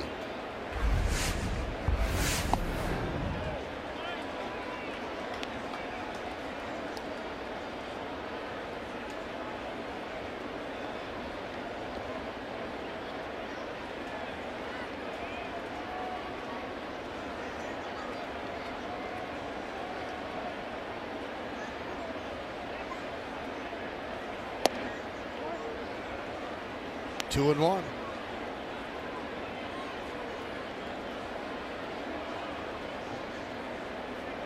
Well, Montgomery's pitch count in a bit better shape than Dylan Bundy, who's at 82. Nobody out here in the bottom of the 6th. That one's drilled to right. There it goes. See ya. 3-2 Yanks.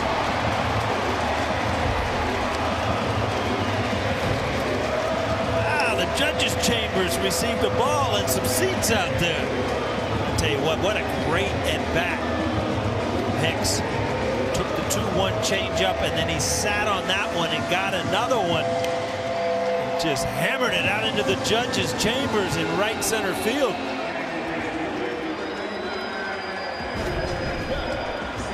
Changeup just kind of sits there, and immediately, listen to that sound, man. That's great bat speed, great swing from every angle.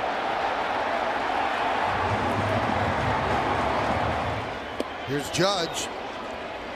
He swings and misses. So 9 home runs. That surpasses his total for all of last year. And 32 ribbies surpasses his total for all of last year.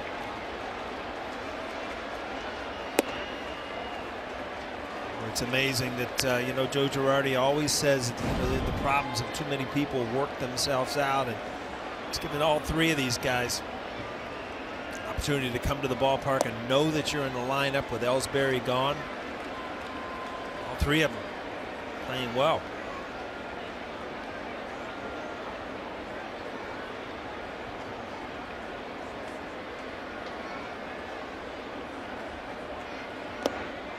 Joe Girardi made it a point to stress to the media yesterday that when he moved Hicks to second and Sanchez down to 6th, he went to Sanchez and said, "This is really not about what you're doing." He said, "But when somebody's hitting like Hicks, he deserves to be moved up in the order. It's about him and not you, and you might get more RBIs the first time up." 3-2, and he just wanted Sanchez to know it was not a demotion. Yeah, I like Sanchez in the middle of the lineup. I mean, especially when he's getting his swing together. He's got that power swing where he's going to have opportunities, as he did last night, to hit the 3-run homer. And Hicks is a great second hitter, switch hitter. 3-2. High fly ball, right field. Trumbo's there, makes the play for the first out.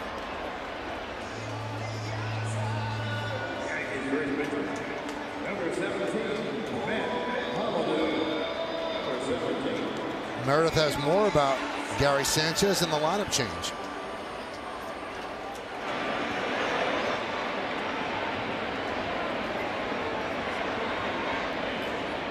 We'll get to Meredith in a moment. Here is Holiday. She had some interesting stuff to say. We're going to go back, Michael. You tell me when. All right, now let's try again. Well, guys, he was very honest when talking about it, saying, I don't care if I'm that second or ninth. Anytime that I'm in the lineup, it's a good day. It's Joe Girardi's decision. He doesn't even need to talk to me about moving me in the order. When I am in that lineup, I have a chance to contribute regardless of where I am. Now, that's the right thing to say. And it's all unicorn and rainbows, but does he really mean that? You care where you hit in the order. Well, you know what? It's not like he put him in the 9th spot. He's hitting 6th. I mean, that's a power spot. And again, he's answered the bell. And I don't think that, you know, if you go from hitting 3rd to hitting 9th or hitting 8th, sure, it's just like, but, you know, both guys are capable of doing great things. And I like the way the lineup's swinging the bat, so obviously it's a good decision. 2-2 on Holiday. Holiday struck out twice against Dylan Bundy.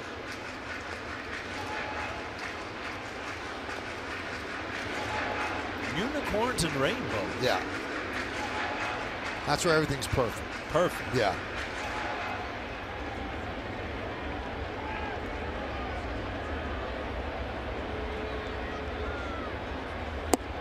Did he go? No, he did not. As you can tell, Paul, I've been watching a lot of Disney Junior. I never heard that until you had kids. Some of these things come out. Well, my life became unicorn and rainbows. Just picture you on the warning track before the game in a couple of years. With Charlie taking him around. We saw all those kids before the game.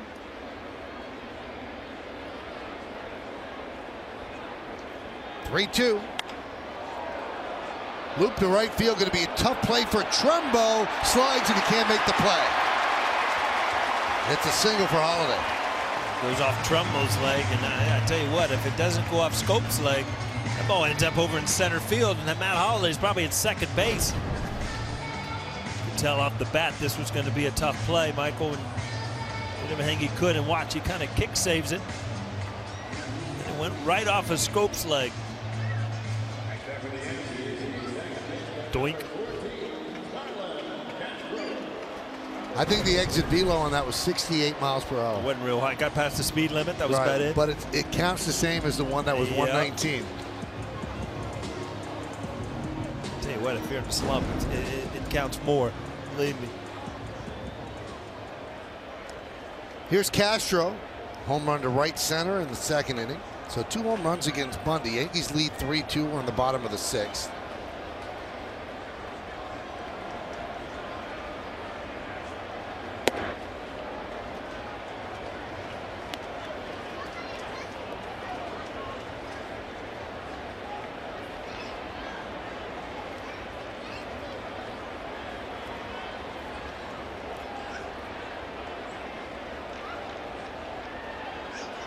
You know, it becomes a little bit of a catch-22 with Castro, Paul. When he takes the ball the way he did in the 2nd inning and starts hitting home runs to right center, I think he gets homer happy and then starts pulling off. So the things that made him hit the home runs, so he'll fall into every now and then a little bit of a slide where he's pulling off and trying to pull everything. Yeah, he does get pull happy at times, and he's been much better this year, and that's why you see his numbers average-wise well over 300. When Jackson up, heating up.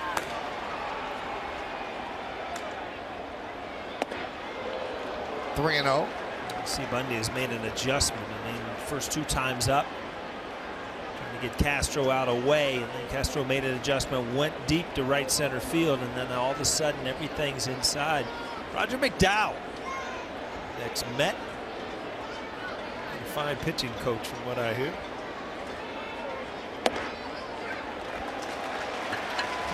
And there's a walk to Castro, 1st and 2nd. 1 man out. That's going to bring up Sanchez. And that brings out McDowell.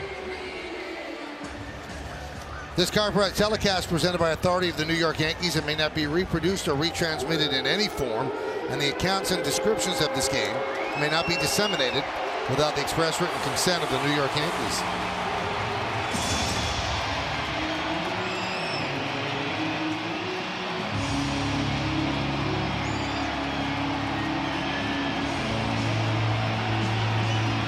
This little discussion giving Edwin Jackson a little bit more time to warm up.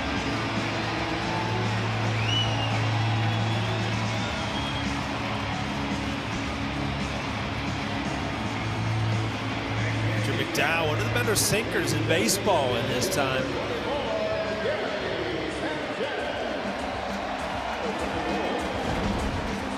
Sinker slider guy, remember him, huh?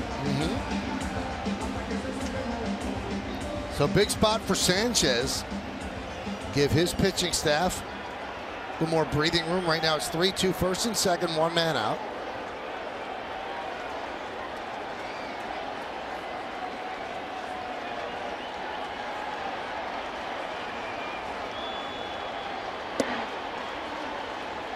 Starts him off with a breaking ball, drops in there for a strike. With runners in scoring position, Sanchez 281, 3 homers, 13 ribbies. He struck him out last time with a good breaking ball. Seems like that's after that hard line drive to center. That's what he's going to rely on. Now Bundy does get double plays. He's induced 12 double plays, and that's tied for the third most in Major League Baseball. That's what he'd like right here.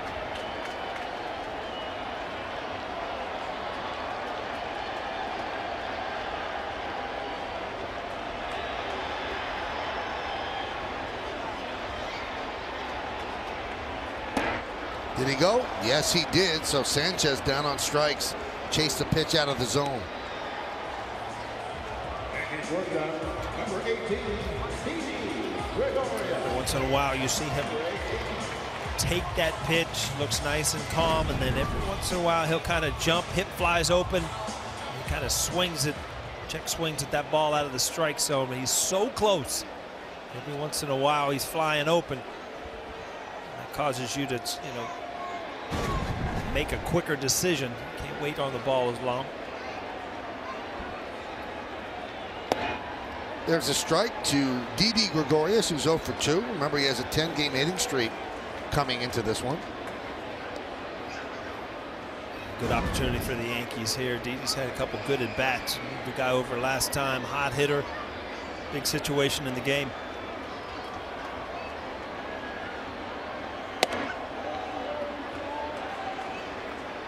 One and one.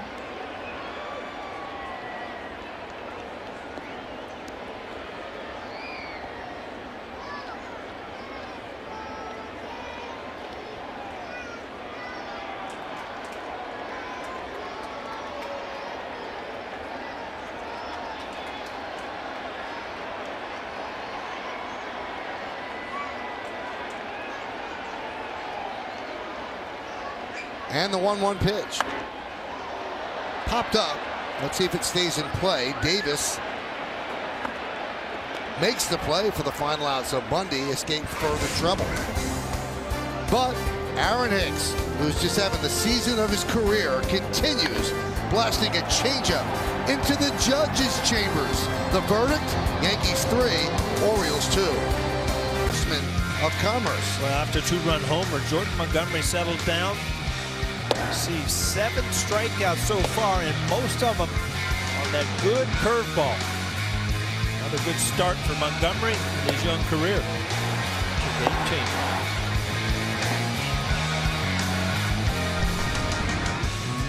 Oh, he's coming out to pitch the 7th inning. 6 innings, 5 hits, 2 runs. On the scope home run, 1 walk and 7 strikeouts. Bottom third of the order on the Cadillac scoreboard, Yankees 3, Orioles 2. J.J. Hardy will start it off. And a strike.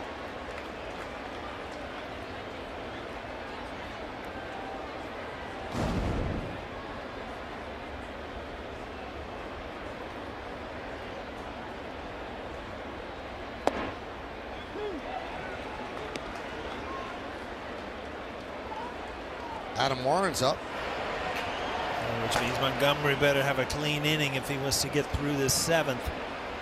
George already knows you're at the time of the game where you're going to protect that 1-run lead at this point.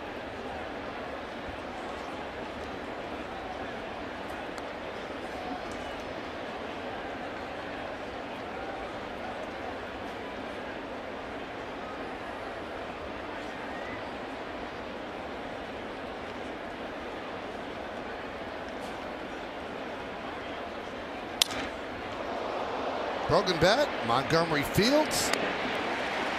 On away. Tell you what, you just can't help be impressed at what he's done. It's just like every single start you start to see more and more. You know, he finds what he has tonight. It's been that sharp breaking ball down in the strike zone. Got away with a good change up there. It's just, you know, good solid pitching. A young prospect.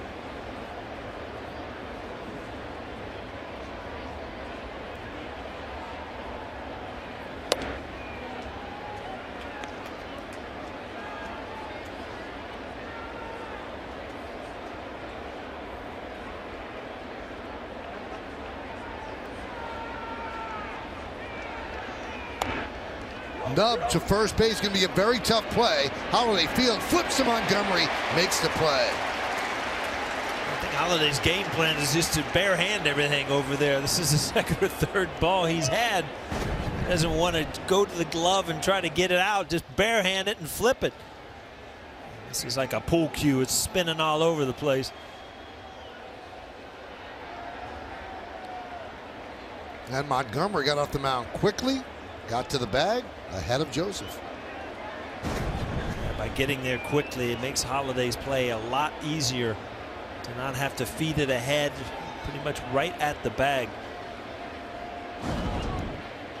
So here's Ruben Tejada. He is 2 for 2 tonight, single and a double.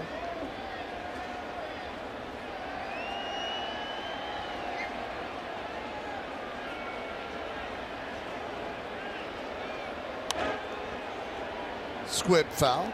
Tell you what, you see a lot of squibbers, and that's a mark of a good changeup. A lot of people hitting the ball right off the end of the bat. He's really gone to that changeup this inning. When you think of it, I mean, he's shown his fastball away, but you see him turn that over right off the end of the bat. He has not had a lot of fastball counts where he's used it.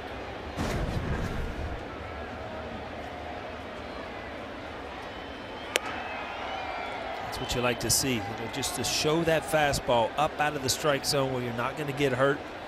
Show the pitcher, show the hitter that you will use it at times.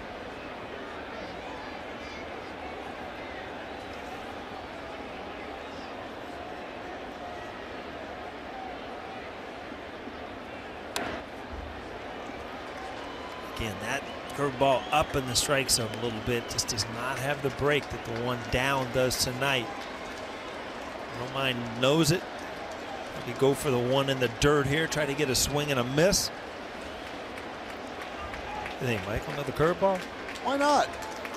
Make sure you keep it down, right? That would be a pretty good idea.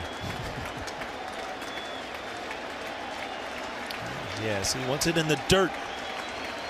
And he got it. You should be calling games, Paul. How about that for Montgomery? That is a career high 7 innings. Also 8 strikeouts is a career high for the rookie left-hander. And he retired. All right, thanks. Right here, it's time for the game summary brought to you by your local Nissan dealer. 3-5-0 for the Yanks, 2-5-0 for the O's. Dylan Bundy, 6 innings, 5 hits, 3 runs, 2 walks, 6 strikeouts. His night is over. Edwin Jackson coming in. Jordan Montgomery, a career high 7 innings. His highest has been 6 2/3. 5 hits, 2 runs, a walk, and a career high 8 strikeouts. His one mistake, the 2-run home run ball to Jonathan Scope. Starlin Castro and Aaron Hicks, each with solo home runs. Hicks' home run actually broke the 2-2 tie. Another quality outing by Jordan Montgomery. And the Yankee starters just continue to give this offense opportunities to win games. So Edwin Jackson gets the call. You see his numbers, just his 2nd game with the O's. Michael, we have not, look at his ERA, a little bloated, as Michael would say, at 6.75.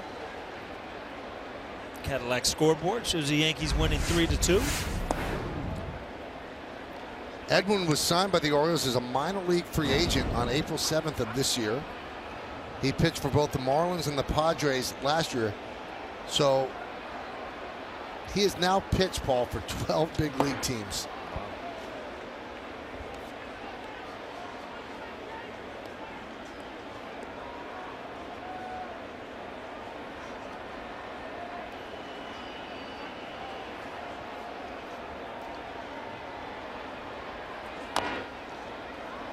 Slow roller back to the mound. Jackson throws it into dirt. Davis can't come up with it, and Headley will reach. You could tell the grip, everything about this play had mistake written all over it.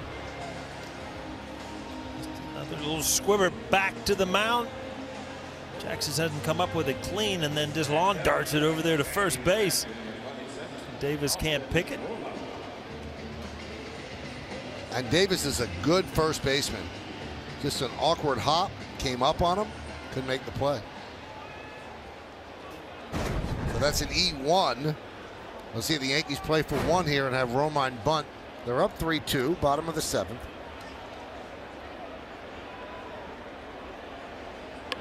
He does bunt right in front of the plate.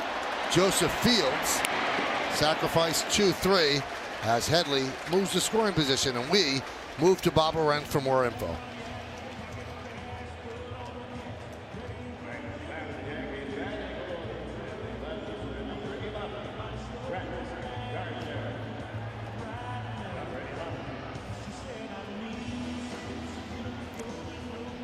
Thank you, Bob. These guys want to get called up, Paul. They're trying to be impressive with the other good players. They're all banging at the door. They're all waiting in line. Everybody wants to be here. And like I said before, when you see guys that you've played with in the minor leagues, Sanchez, Judge, that are being successful at the major league level, you believe that you can do the same thing.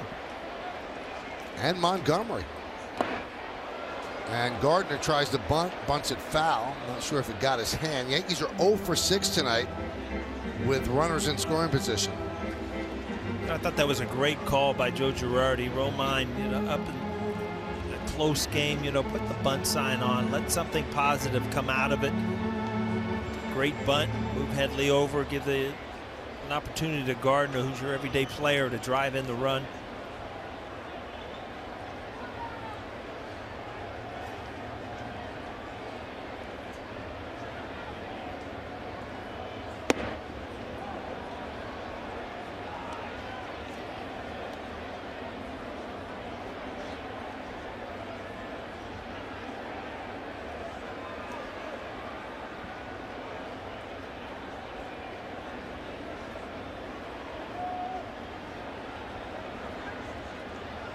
So 0-2 on Gardner. Gardner's 1 for 3. And the pitch.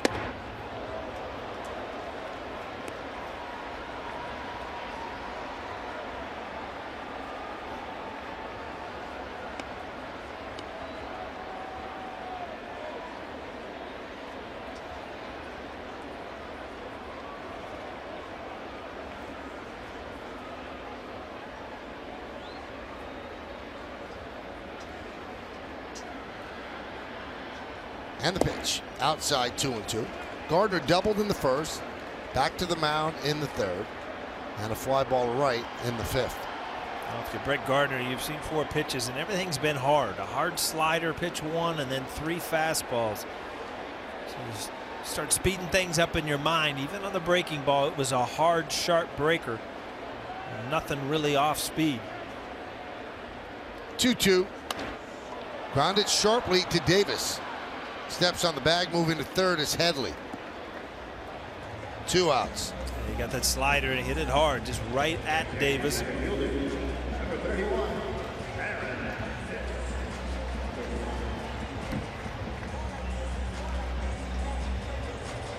That's going to bring up Aaron Hicks. He gave the Yankees a lead with the solo home run in the 6th inning.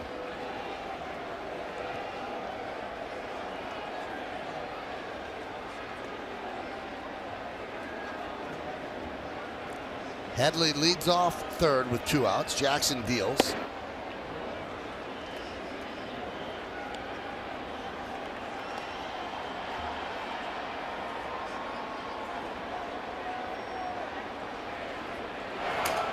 Tyler Clippard is up.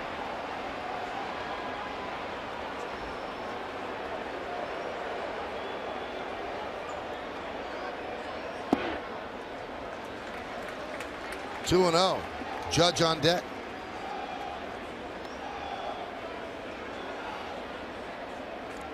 Pretty good spot in the lineup, Paul, to hit in front of Judge. No doubt about it. I was just thinking, you know, if you're Jackson, you know, are you going to give in, or are you going to pitch around Hicks, a lefty, and take your chances with the big fella?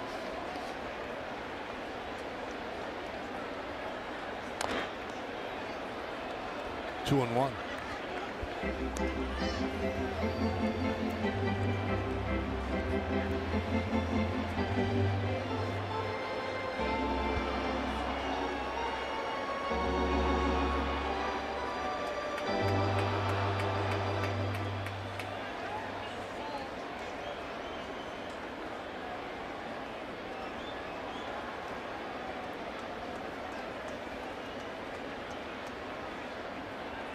The 2-1. Outside, 3 and 1. You talk about Hicks's on base percentage, and this is why he doesn't leave the strike zone very often.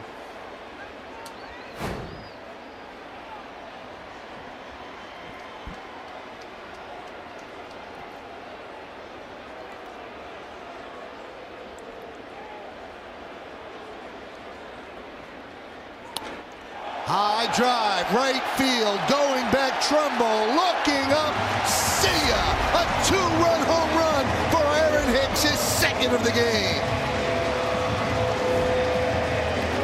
You can give half a home run to Aaron Judge because they're base open, a lefty against a righty. They decided to try to sneak a slider down and in, and Aaron Hicks, I tell you what, his bat is so quick through the zone right now from the left side. Just another great at bat. Last night Sanchez a couple home runs. Tonight Hicks a couple home runs. They're so far so good for the homestand for the Yankees. Just crushed again.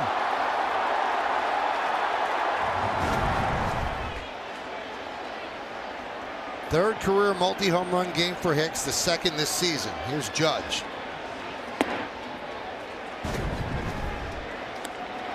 How quick that is. And to me, from the side, it's like he's kept his hands back farther this year, where he's straight to the baseball. Last year he kind of would drift forward a little bit. It would cause him to loop, and so much quicker.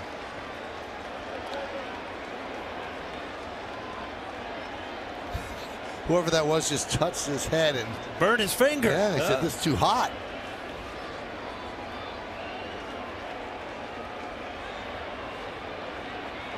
I think it was Gregorius who did it. 3-0 to Judge. Now we talk about the injury to Darren O'Day and putting him on the DL today with shoulder stiffness. The whole bullpen's out of whack. Edwin Jackson should not be coming into the 7th inning of a 3-2 game, but he makes the error and then gives up the home run.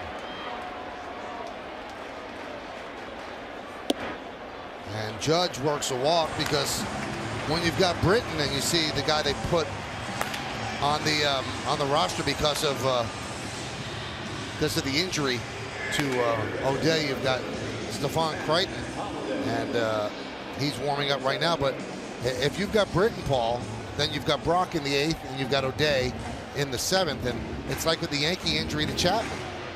Everybody else moves up a spot, and some people aren't as good pitching in that inning. Every once in a while, when your role changes, you don't change with it, and it's just it's a different thing.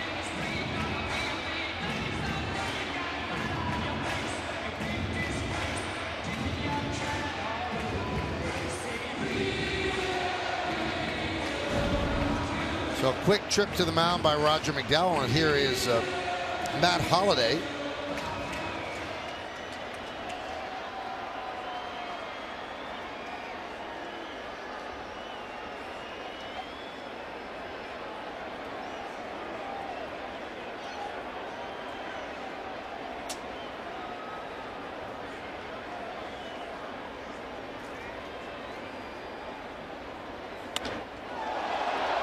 Driven out to left field, going back.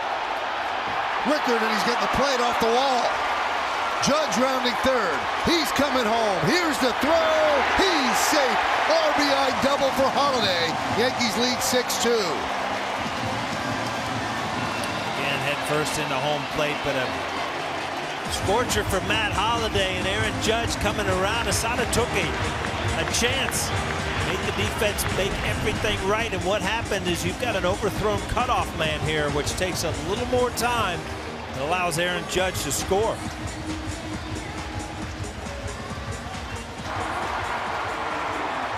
Now, if you're the catcher, you think, oh my goodness, what's coming in now? Freight train. Bat out of the way. Everybody, hands on deck. Here comes Judge. Well, Buck Showalter has seen enough from Edwin Jackson, so a 3-2 game is now a 6-2 game. Yankees lead, and the Orioles go to the bullpen.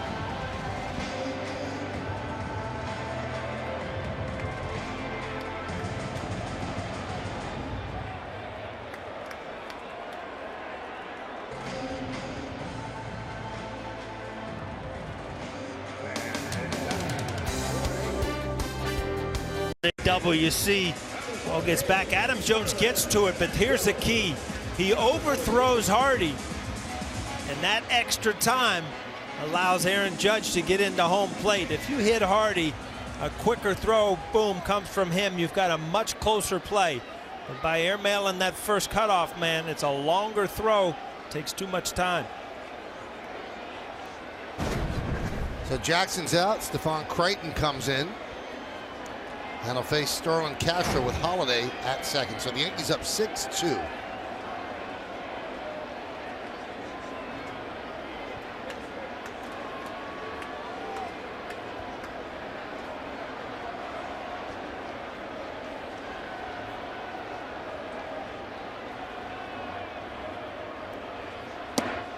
Swing and a miss.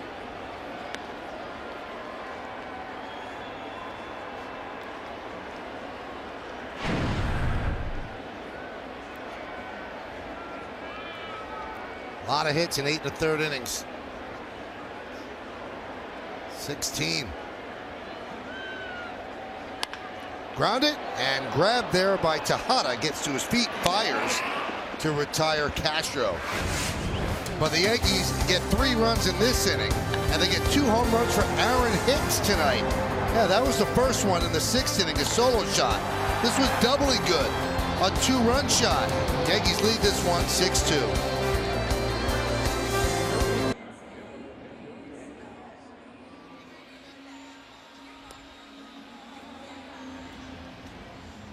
All right, so the Yankees go to the 8th inning with a 4-run lead, and Chris Carter takes over for Matt Holiday at first base. And taking over on the mound, Tyler Clippard. Another really good start by Jordan Montgomery. Those are the numbers on Clippard.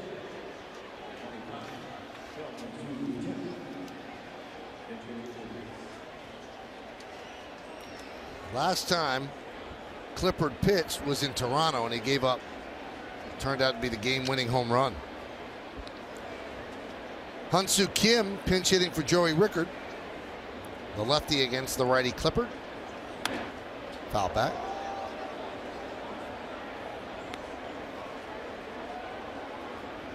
Hyundai scoreboard 6-2 Yankees over the O's.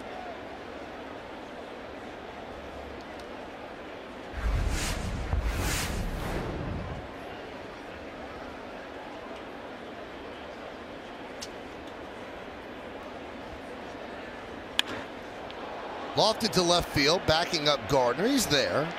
1 out. You know, Mike, what I've noticed since I've started here, it's a long time ago.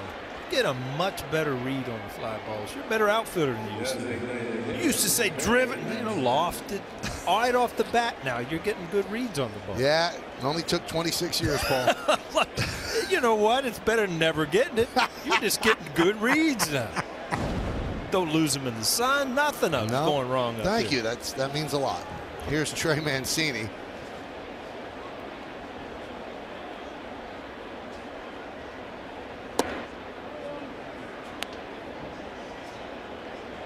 Also, this might be the best broadcast site in all of baseball. Right behind the plate, perfect height. Not a bad view. No. What I'd like you to do is, please, the next time the Yankees play the Nationals in D.C., I want you to do that game. Just for fun? Or? It's like broadcasting from a blimp. Oh, really? Yeah, just picture the facade. Go over that. Ah. That's where you're located. It's a tough read up there. It's a tough read. You've seen the top of the ball. The 2-0. There's a strike, 2-1. People pay a lot of money for views in Manhattan. We just get to enjoy this, right? That's a pretty nice view. Is that the moon? What we got working there? It is. We've seen a couple of moon shots from Aaron Hicks, so there's our very own moon shot. The Yankee flag flapping there. Good stuff. 2-1. High fly ball, deep center. Going back is Hicks. He's on the track, and he makes the play in front of the wall for the second out to retire Mancini. See the difference in Hicks. He plays a little deeper center field than Ellsbury. Ellsbury, trusts that he gets back, and Hicks gets back to that wall just by his placement. You see, this is a lot of players would be crashing into the wall here. This is easily taken care of. That ball's halfway up the wall if he doesn't catch it. I mean, Paul, you have to seriously consider this guy for the American League All-Star team the way he's playing. I tell you what, he's doing a lot of good things. Joe Girardi pushing the right buttons. He's a nice little hot streak going to that second hole too. Adam Jones swings and misses.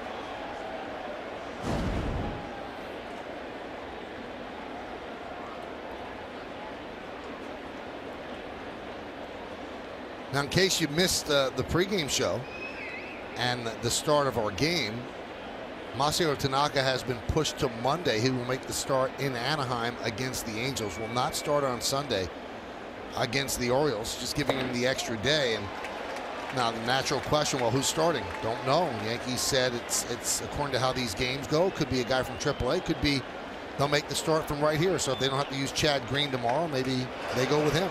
Yeah, Montgomery might have helped that decision to be Green, or you're going to give another young kid an opportunity to come up and see if they're ready. The 0-2. Now, one thing, if you go with Green, his pitch limit is about 50 to 55, so you're going to have to piece it together out of the bullpen if you go that route.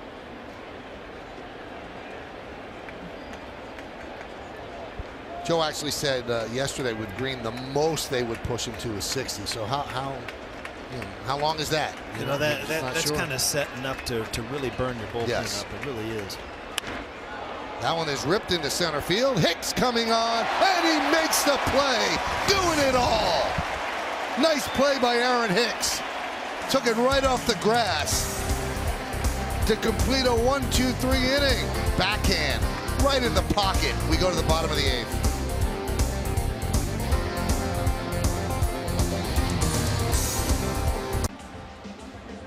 Well, Sunday, you have to catch an all-new WB Mason Presents the Joe Girardi Show as the skipper gives us a glimpse of the players-only side of Yankee Stadium. I haven't seen that. Plus, Joe's insight on the special relationship between pitchers and catchers.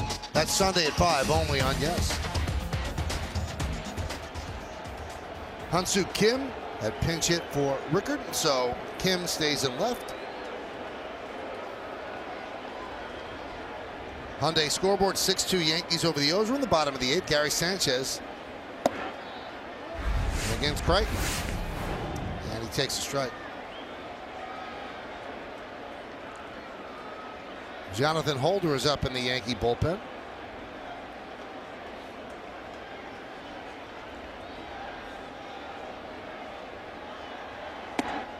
Inside 1-1.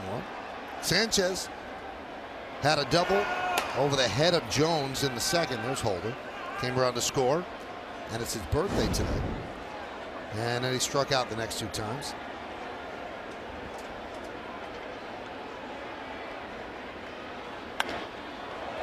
Line to right field. It's a base hit. So 2 for 4 for Gary Sanchez as the DH tonight. Looks like he made his mind up that he wasn't going to pull off, and he just fisted this ball the other way. Good way to find your stroke. Inside pitch, inside out. Gary Thorne's birthday also today. I saw him taking a cake into the booth next door. Really? Great voice of the Baltimore Orioles. Do we have a number? Do we have a year? We know how old? I'll go check. There's Gary. So I'm taking the. Look at the young broadcasters the Orioles are actually employing. That's great. They start them young. Yeah. Base hit. And that extends Gregorius' hitting streak to 11 straight. He's 1 for 4. Gary Thorne had some of those great calls in the 95 playoffs. Don Mattingly hit his home run. What did he say? Oh, hold on to your hat.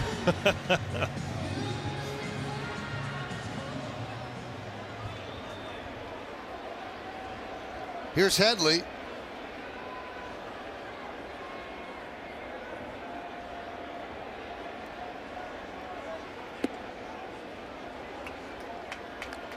Well, you see what we had talked about with the bullpen woes that Baltimore has now. What has happened since Bundy's been taken out of the game?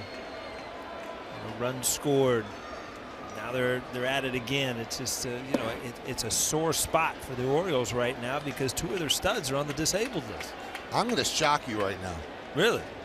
I want you to guess how old you think Gary is. Gary Thorne. Gary Thorne? Yeah. 61. No. 69. Really? He looks great. Happy birthday, Gary. Nice backhanded stab by Joseph. Big crowd at the stadium tonight. Announced 46,031 on a beautiful Friday evening.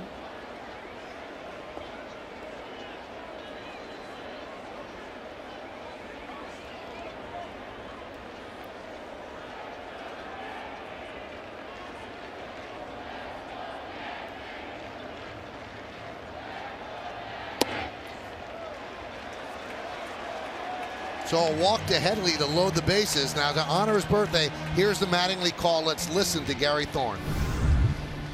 Sanders. This one by Mattingly. Oh, hang on to the roof. Good. Love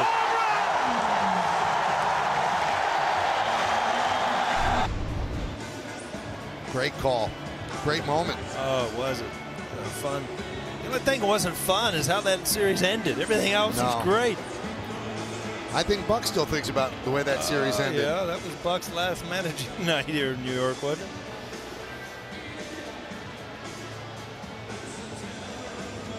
Now I talked to Mariano Rivera. Roger McDowell comes out. I have a chance to talk about this, and I said, best team he ever played on. So what was the best team you ever played on? Oh, 1998. That's what he said. Most exciting World Series.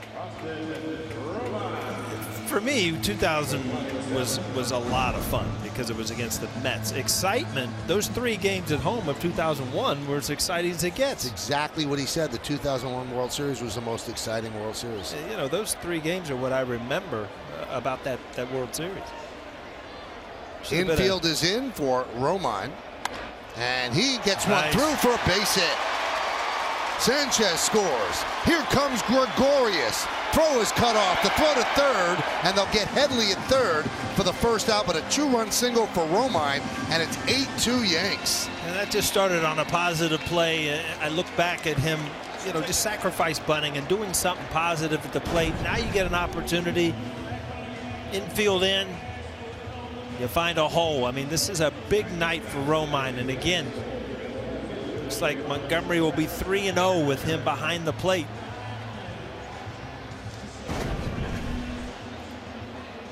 Now, one more note about the 2001 series. We all know how it ended. Mariano blows a save in the bottom of the 9th inning in Arizona. And I said, well, it was the most exciting series, but it probably haunts you. And he goes, base hit to Gardner as the Yankees are teeing off on Crichton. He said, haunts me. He said, I haven't lost a second of sleep over it. I said, why? He said, because I tried my best. I did everything I could. It wasn't like I didn't give a great effort, and it just didn't work out. And he goes, if you give a great effort, you should never, ever lose sleep over something. Well, it wasn't the hardest hit ball that won. It was this kind of fate. But, you know, at that time, what New York and the world was going through, those 3 games, you're right, I remember in New York were something. Here's Aaron Hicks, 2 for 4. Last 2 times, home runs, a solo shot and a 2-run shot. There's a strike, and that, unfortunately, that Game 7 was the last game you ever played. Never forget walking up the tunnel. I was going to put my bats away, and Mariano was in, and I was taken out. I had something wrong, and I heard Mr. Steinbrenner. I heard his voice loud in the clubhouse. Grounded to third. There's one. That's all they'll get. And he was furious because Fox was building the stage for us to receive the World Series trophy. And he was screaming, "You're jinxing us, you're jinxing us." Well, they were taking it down not too much longer. So that's what I remember about the last few minutes of that game.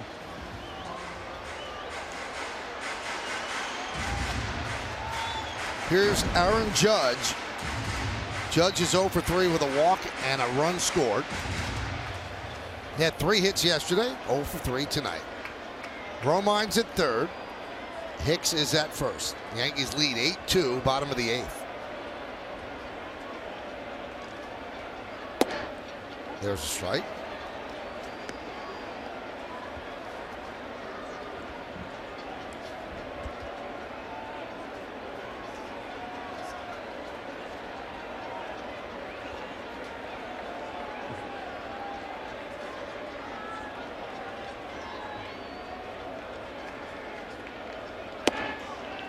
Just missed.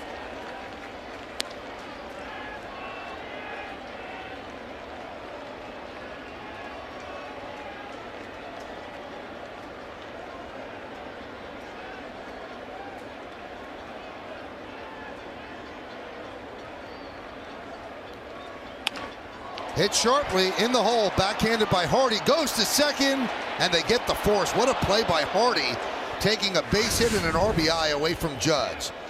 The Yankees add 2 here in the 8th on the 2-run single by Austin Romine. They leave 2.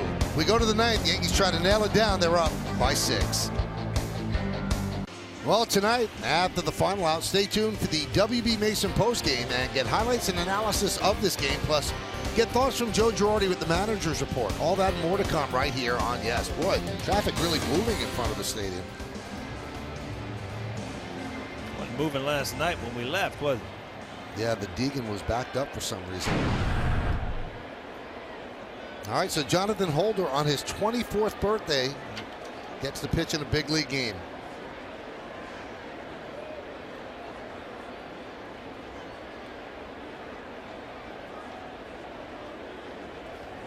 Holder against Trumbo, Davis, and Scope. Yankees lead 8-2.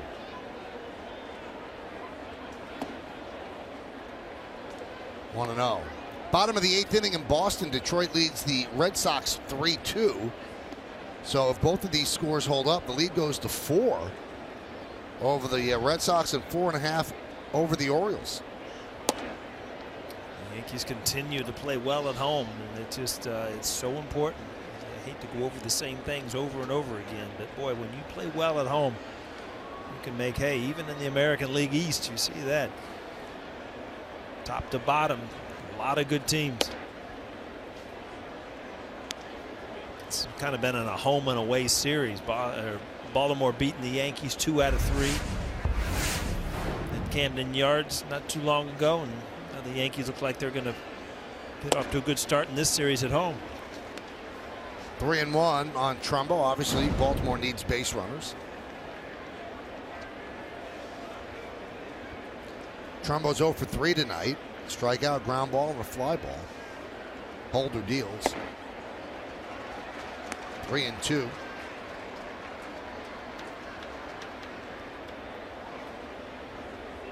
Well, that's the pitch. Yeah, I mean, right now with a 6-run lead, you've got to challenge people. You can't be messing around with curveballs. Gary Sanchez fastball away. Ground ball to third. Headley gets a nice hop. Over to Carter. And there's one away.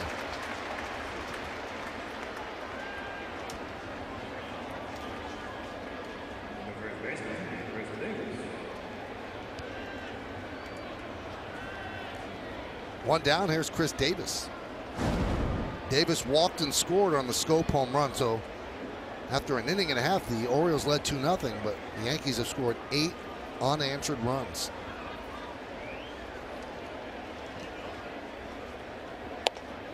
And a strike.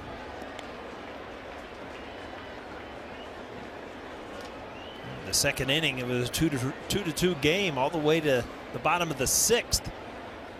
The Yankees offense just exploded, and Aaron Hicks obviously leading the charge.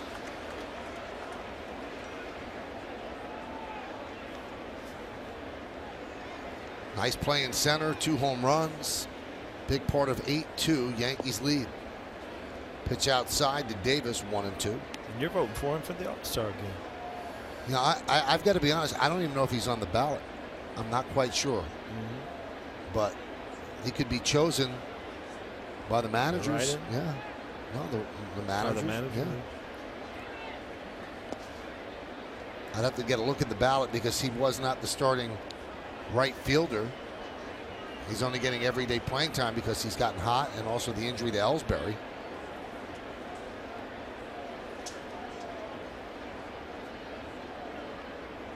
Each of the games, you know, you look back and you just kind of pinch yourself, and you're just like, you know what, in the Yankee Stadium, playing Major League Baseball, just hit 2 home runs, made a great play in the outfield. Some days are better than others, Michael. Huh? I could sleep late. Tomorrow's a night game. Oh, the day off. Hey. I mean Hicks, not me. Talking about you. Oh, how good your day was looking too. Chris Davis works a walk.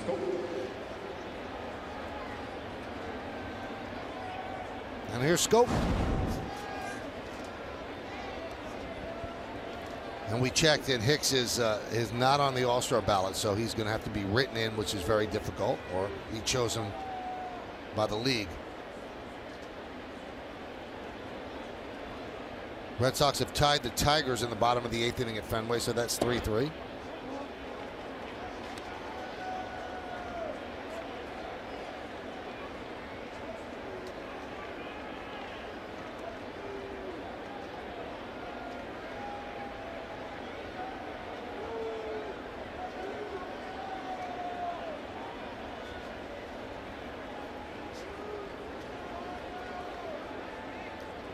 Scope his 11th home run of the year, 2-run shot in the second. Fouls that one back.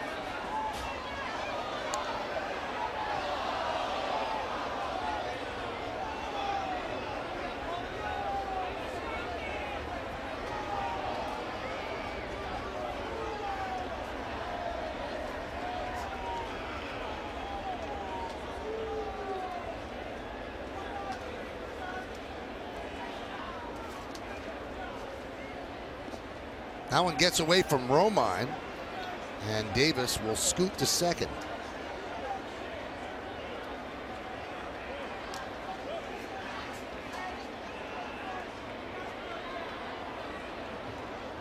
Last time the Yankees scored 8 or more runs in 3 consecutive games. You have to go back to September 5th, 6th, and 7th of 2013 against Boston, and they actually lost all 3 of those games. Wow. Well, I never to guess that. Early in the year, all those big numbers they were putting up.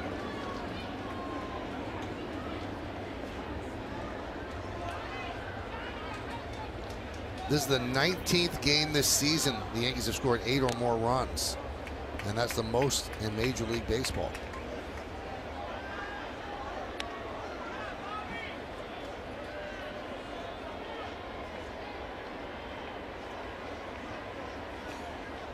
And with tonight's 8, the Yankees broke the tie with the Rockies. Rockies actually beat the Cubs today.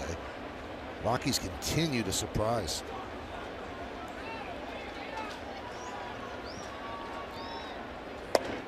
Just missed outside.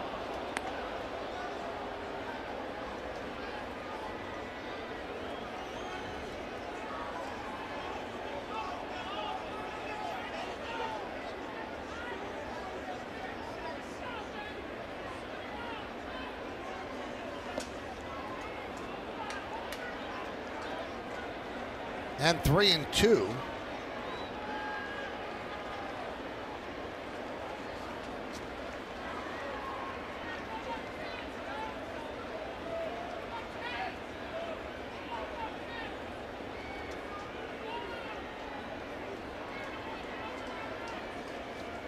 Swing and a miss. Scope down on strikes, and the Orioles down to their final out. Scope's looking out there like, are you serious? A 3-2 curveball? That's what he feels he can throw a strike with right now.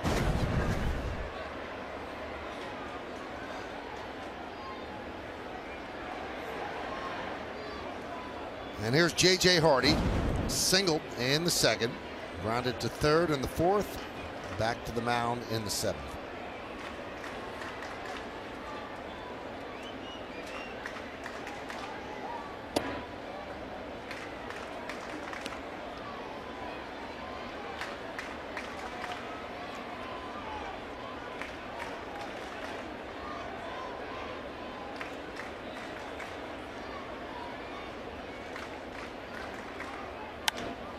Hardy with a fly ball to right field. Judge is there. Judge makes the play, and the Yankees win 8-2. Big night for Aaron Hicks. Solo home run, 2-run home run. Making a nice play in center field, a big part of the Yankee victory. Jordan Montgomery went 7 strong to pick up the win. Yankee opponents on this homestand so far are now 0 for 42 with runners in scoring position. And tonight the Orioles were 0 for 6 to add to that.